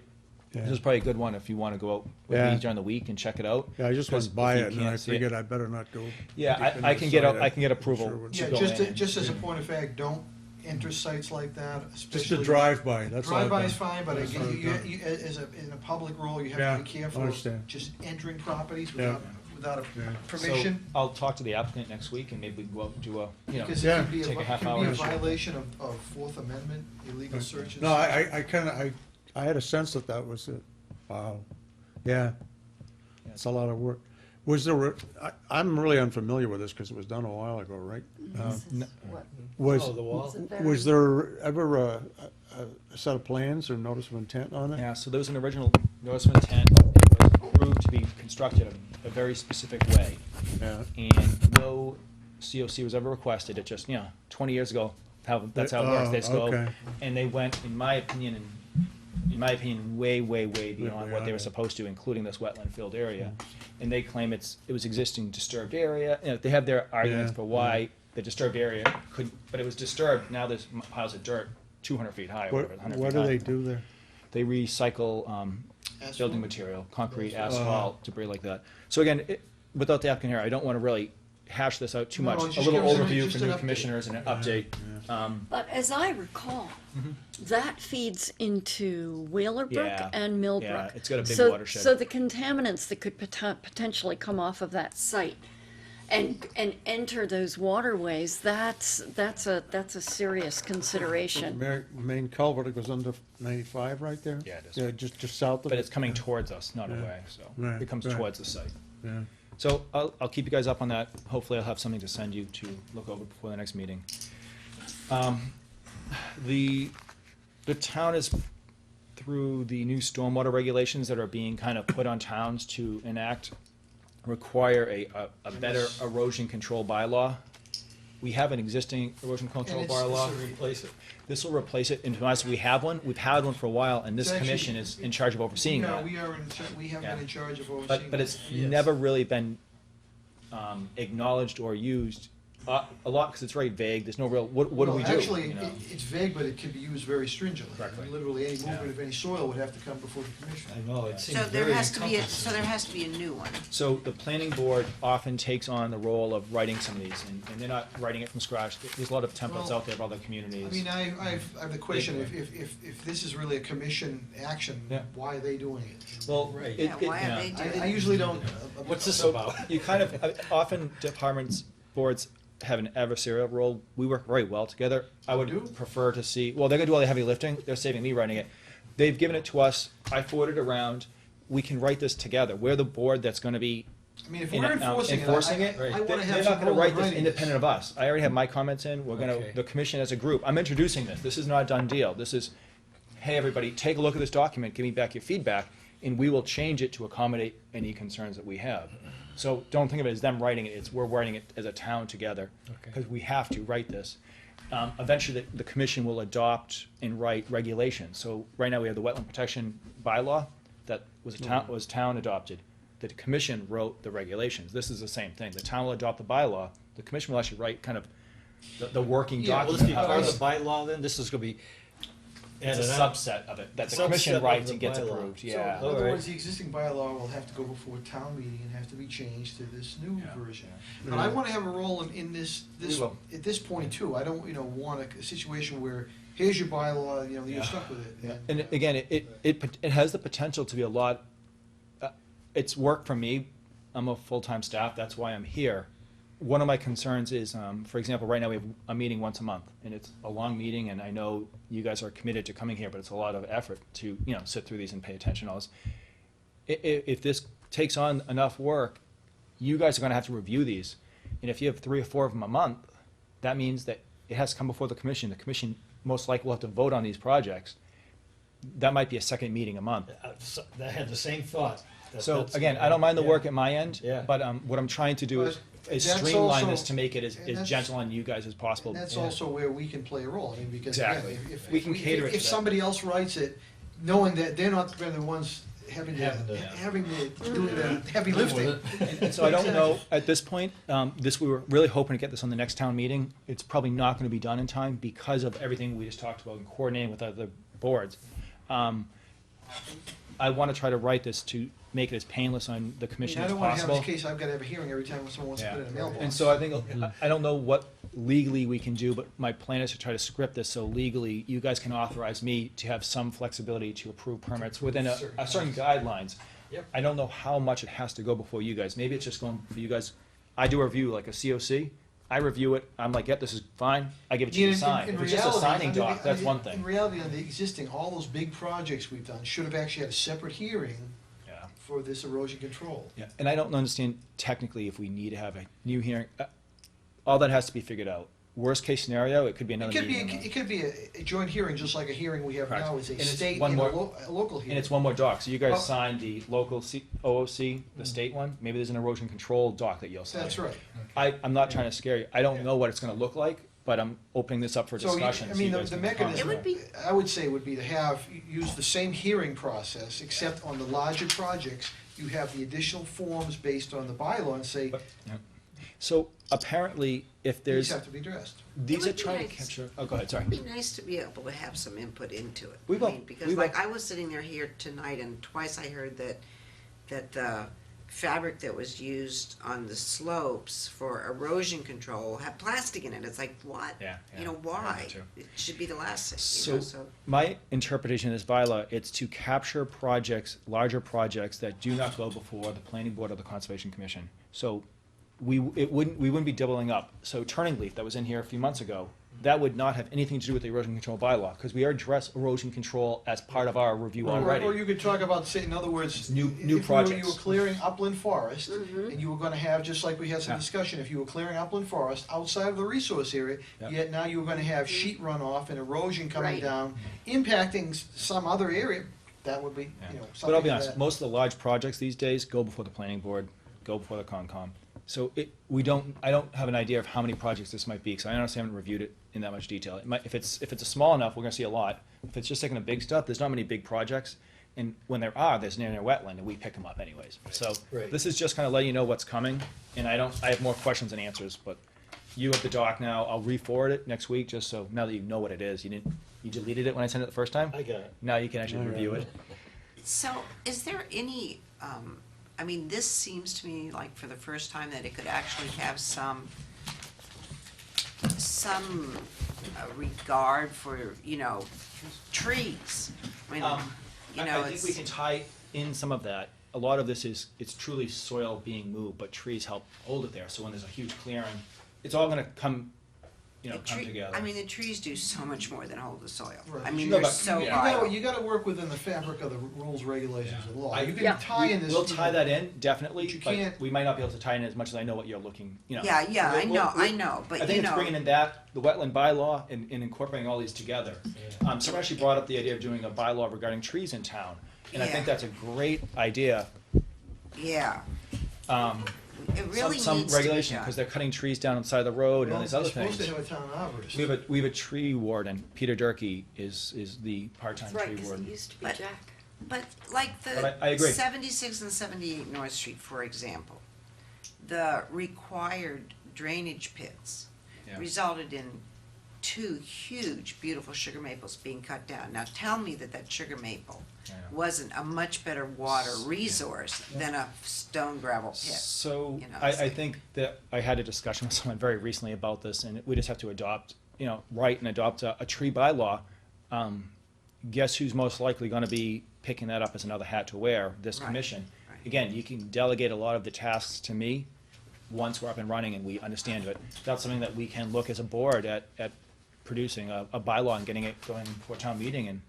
But I it would- think it would that's- have I to wonder be think if by a that's so water important. bylaw would be,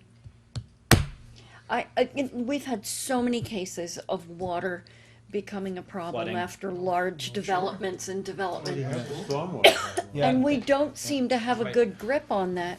Well, there is also, as part of the stormwater regulations, there is a proposal in this erosion control bylaw to change some of the stormwater calculations and go with like the Cornell numbers, which are more realistic, so this is a very large, the stormwater work that we're doing in the town is far reaching. The erosion control is just one aspect of it. We are looking at the calculations for determining, flooding and what's happening. So, take this proposal that they had for the the barn.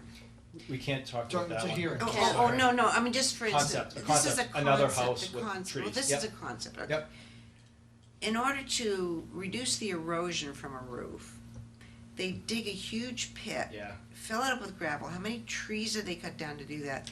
What's wrong with swales? And there's so Well, much better we- ways to manage We water. do enforce it, but many engineers are very focused on how they Right, mitigate. but I'm things. just saying, we could recommend, We you know, could- maybe people, Well, and this we could too. So someone comes in, I call it the hardscape approaches, and engineers are gonna hate me for this. They do the quick and simple stuff they've been doing for 50 years. Right. There's all the low impact development, there's other options, there's reduce, move the structure over, and maybe put that leaching area where the whole building was, or something like that. Not to bring them up, we've had, rain gardens and all this kind of stuff. I mean, a lot of the engineers don't like that because it's tougher for them to engineer those things to work versus just digging a pit and putting some Hardscape. gravel in the bottom. right, well, it's you're not, right. it's not the norm, but they're definitely out there and there's examples and And they're very functional, very functional, and more functional. more, they don't need maintenance. A Well, that's concrete up- that's pit up to this- eventually is gonna That's need up to this maintenance. commission too, to throw those out and, Yeah. when possible, direct the applicant to say, hey, come back with something of this nature, We we could have to also- suggest that. We can also modify our regulations, right? As part of the stormwater review, we're gonna change to the Cornell numbers most likely. That gets mirrored in our regulations, so we're gonna have to open up our regulations for a change. You can incorporate something like this into our regulations where they're required to look at low impact development techniques. Well, right now it's a recommendation, or if we think to mention it, you can put it in as a requirement to look at Requirement. it. So we can do that, get more teeth versus Yeah, hoping we remember this stuff. So right now with the stormwater bylaw, Mm-hmm. and a project comes in, who reviews it in accordance with that bylaw? Planning board or? Right now, or you get a technically, we third- both look at it. So the Yeah. planning board hires an engineer to look at it, and we'll often hire an engineer to look Okay. at it. The erosion control bylaw, the difference now is that it's picking up projects that don't go before those two Yeah. boards. So if it goes to either one of us, Yeah. they bypass the erosion Yeah. control bylaw, because they're already seeing a board that's Yeah. reviewing that stuff. Well, it's supposed to be. We're supposed to be. Yeah. And often, and it might be doubling up on it, often their engineer will look at it and will hire a third-party reviewer. Mm. Because you're kind of looking at it from different standpoints. Theirs is more hardscape functional, where we might be looking at more low-impact development Right, and different yeah, buffers and stuff yeah. like that. well, and like you have people like, that do regenerative design, that, when you review, we're always going to your standard engineer. Yeah. Maybe we find another reviewer to couple up with that knows ecological systems. We also can guide our third-party reviewers. Typically, the standard contract that I sign is for them to review what the applicant produced. Will it work? Is it functional? We Yeah, we- could ask them we- to look at alternative Right. options to Yeah, recommend. we have some So limits our too, guy might because- do it too. We have some limits too, and how, we can't, and third parties, we can't have them do crazy things, because the applicant's Right. paying for that, because they're gonna start. But they could make recommendations. In this situation, instead of doing a hard, fixed, concrete bunker for infiltration, try a storm, a gentler approach. Right. So they can use gentle language to say, this might be a good situation for low-impact development. And that's why if you get a. And we can a do good that. Third party, you kind of stick with them in that sense, Yeah, because good relationship. they have a good relationship and get to know a little bit what a commission wants. So if we had something that we could say, for example, and hand them a designed, whatever it is we're talking about, because if the engineer isn't aware of that, he looks we- at that and we- says, oh yeah, I could We should be design throwing that. out, we should throw out maybe. Recommendations. We shouldn't be designing anything for anyone. Recommendations. We should say, look at this, look at that, come back with a plan that Yeah. has these Okay. kinds of features. Well, I don't wanna be the one something designing. specific so that they don't have to go to school to do what we ask.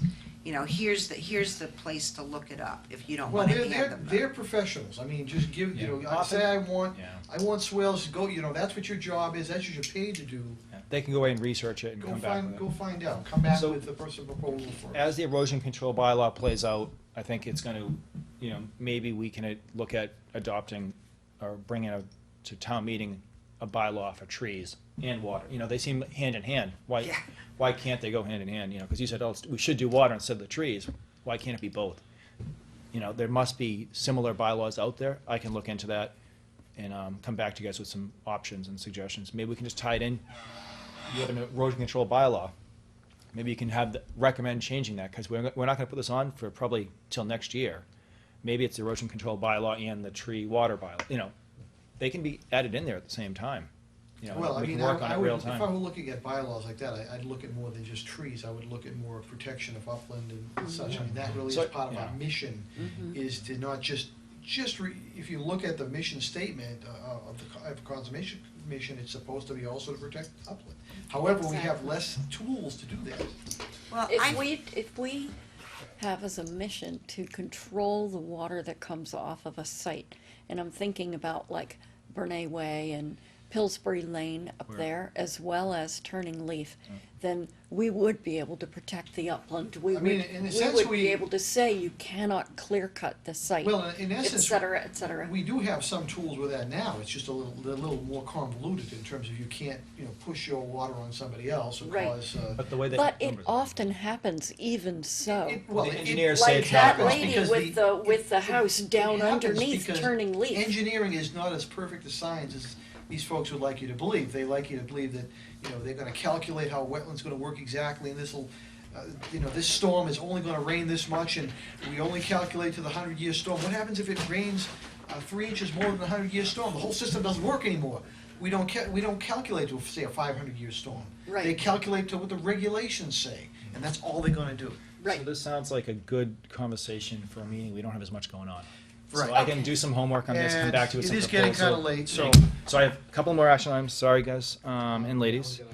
Camp Dennison discussion, Oh, I just wanted to say that, Laura asked me to put on the I agenda. went to the Camp Dennison, I was invited as a guest to the Camp Dennison monthly meeting in December. It was so impressive. And we need to get a grip, because that camp is a very complicated organism. It's an amazingly complicated machine. They know everything about the wiring, the plumbing, the structure, and we know nothing, and they are all 100 years old. We need, and recruitment is top of their list.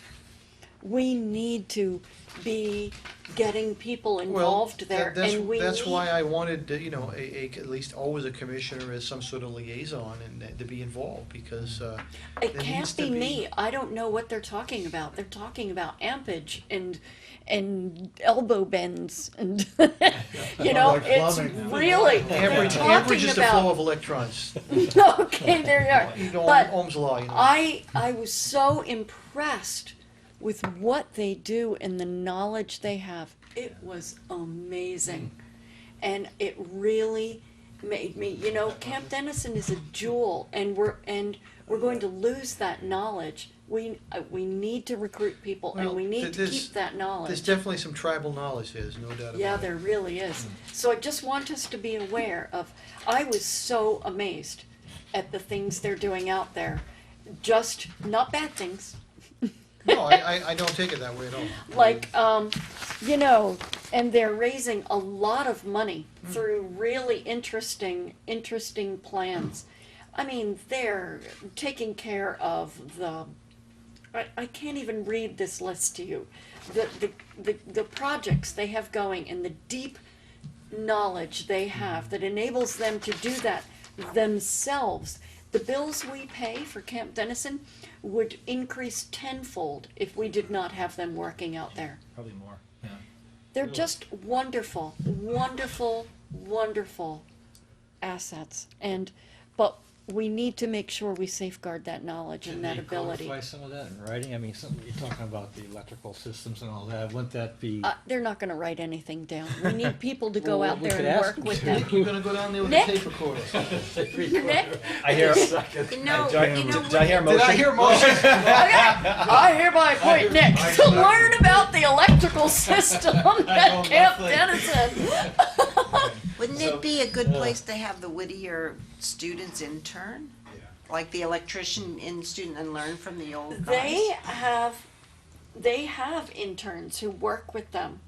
And I can't remember have inmates the that work with them. details of, and they have inmates who come in. They take advantage of a lot of different networks. I mean, the prisoners that come in, one of them was a mason, and they repointed the. I mean, if they can take advantage of the skill set that comes in, they get a lot of amazing work. Well, I was just thinking like if they got the young kids out of Whittier Tech, like, and But the young have kids and at Whittier assign Tech one to need one to of be the- led by a knowledgeable person. So that's what I mean, who pair knows them the up, building. like pair an electric student up with the electricians. I know, Well, so for a there's- couple of there's- years, there's have no- the intern We person- need- There's no no. electricians down there. No, No, we but need, they do the electric, I Yes, guess. correct. Right? we So- need, we need to recruit young people in town to get involved and to learn Well, these systems. that's a tough thing on any board in town. This is not unique to Camp Dennison. Oh, I know. I have a It's hard time harder and finding harder to commission, get, you let know, alone the subcommittee. people on commissions, you know, they. What are we gonna do when that knowledge is disappearing?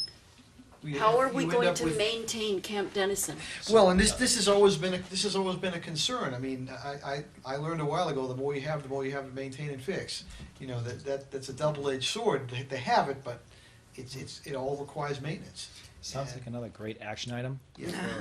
Another night? Okay. I just wanted to bring it to your So- attention because It's good that Yeah. you have the interest to go and feel free to, you know, to go to meetings or, you know, keep us up to date. Because, you know, we don't. anyone who knows more about electricity and electrical work and plumbing than me is welcome to come with me. Ask them if they're using proper lockout, tagout procedures, if they. I'm not going to ask that. So I have some minutes to approve. Actually, just 12, 11, 14 is the only one I have at this point. Did I read those? I can't remember. You probably, yeah. I think they went out. I believe they did. Yeah, and then you she sent them re- by email. She revised them and, yeah. I'm good. I think. Mr. Chairman, I'd like to make a motion to approve the minutes of 12, 11, 14. I second that There's a motion. motion, and it's been seconded to approve the minutes of 12, 11, 14. Yeah. Is there any further discussion? All in favor? Aye. Aye. All opposed? All abstaining. I have one COC for 27 at Pillsbury Street. I've reviewed it, it's all set. There's 2 spots to sign it, if you are so inclined. And the same issue is occurring with our open space committee, you know, Yeah. there's not enough people, you know, it's tough to get people interested in these things. I've been actually curious about the open space committee. That's- So, that's all I have. Susan's out, she's having some shoulder surgery. So as you notice, I'm taking the minutes, so the minute quality may go down this month. Yeah, I was gonna ask you about that, but you have a tape, though. We do. I might even look at it. That is all I have for you guys tonight. Thank you very much. Unless you have any other business that you want to discuss, that's, I just want to say how grateful I am to the Camp Dennison Committee. yeah, no, they do great. I'm so grateful to them. It's a jewel and a treasure, and they have made it so. How And the many work heated- they do is amazing. How many heated active buildings do they have down there? I've been down there, but looking at the road a couple of times. They have that giant, beautiful Yeah. lodge, The lodge which is house? two stories. They have the toilet facility block that they Yeah. built, and they're rehabbing all the cabins. There's a Yeah. caretaker Yeah. that's connected to that, so he lives there. Yeah, year-round. I remember hearing that. I need that pen, that's my work pen. Get something Well, about. for some reason, I thought to myself, why am I taking my purse into the Oh, that's office? the, So I locked it in ethics. the car. Do we have to take, I took It's a state ethics, every year they pretty much hand down a new state ethics requirement. They have to take this little online tutorial that, Yeah. you know, I haven't even done it yet I myself. took that, the town made me take it before. Right, I did Oh, too. yeah. What I said. But that was like Yeah. March, I Like think. Yeah, my it son has to be was within a doing certain that, time frame. and I'll get back to you on he that. got- I'll email you and he's- find out when was you did it working and see if for that 2 years before he counts left with for the it. cycle also. They and send see if him I can do it again. It's like a half Well, hour. the question is, do you have to take the course, For or a can week you at a time. read They the can pair document? up Because some departments a just student in read a electrical document with and sign whoever off. does So the this one electric on there, they the- can- the link I People sent you. who are living in town and who will be here for Well, the they- next 30 they're Send it years. out again. Listen, They they might can pass move it Any on. away. motions They to can close pass so we it can on. take the You're not Okay. looking for the next. I just Call don't the want water. it to be our only. Well, but they can pass it on too. All right, a gavel. whatever, It's a that's meeting. fine. I would love Motion that. we close the meeting. Second, There's a motion, it's been seconded to close the conservation meeting of January 15th, 2015. Any further discussion? All in favor? Aye. Aye, all opposed, all abstaining. I so agree Good night. with you, but Thank we you. need to have.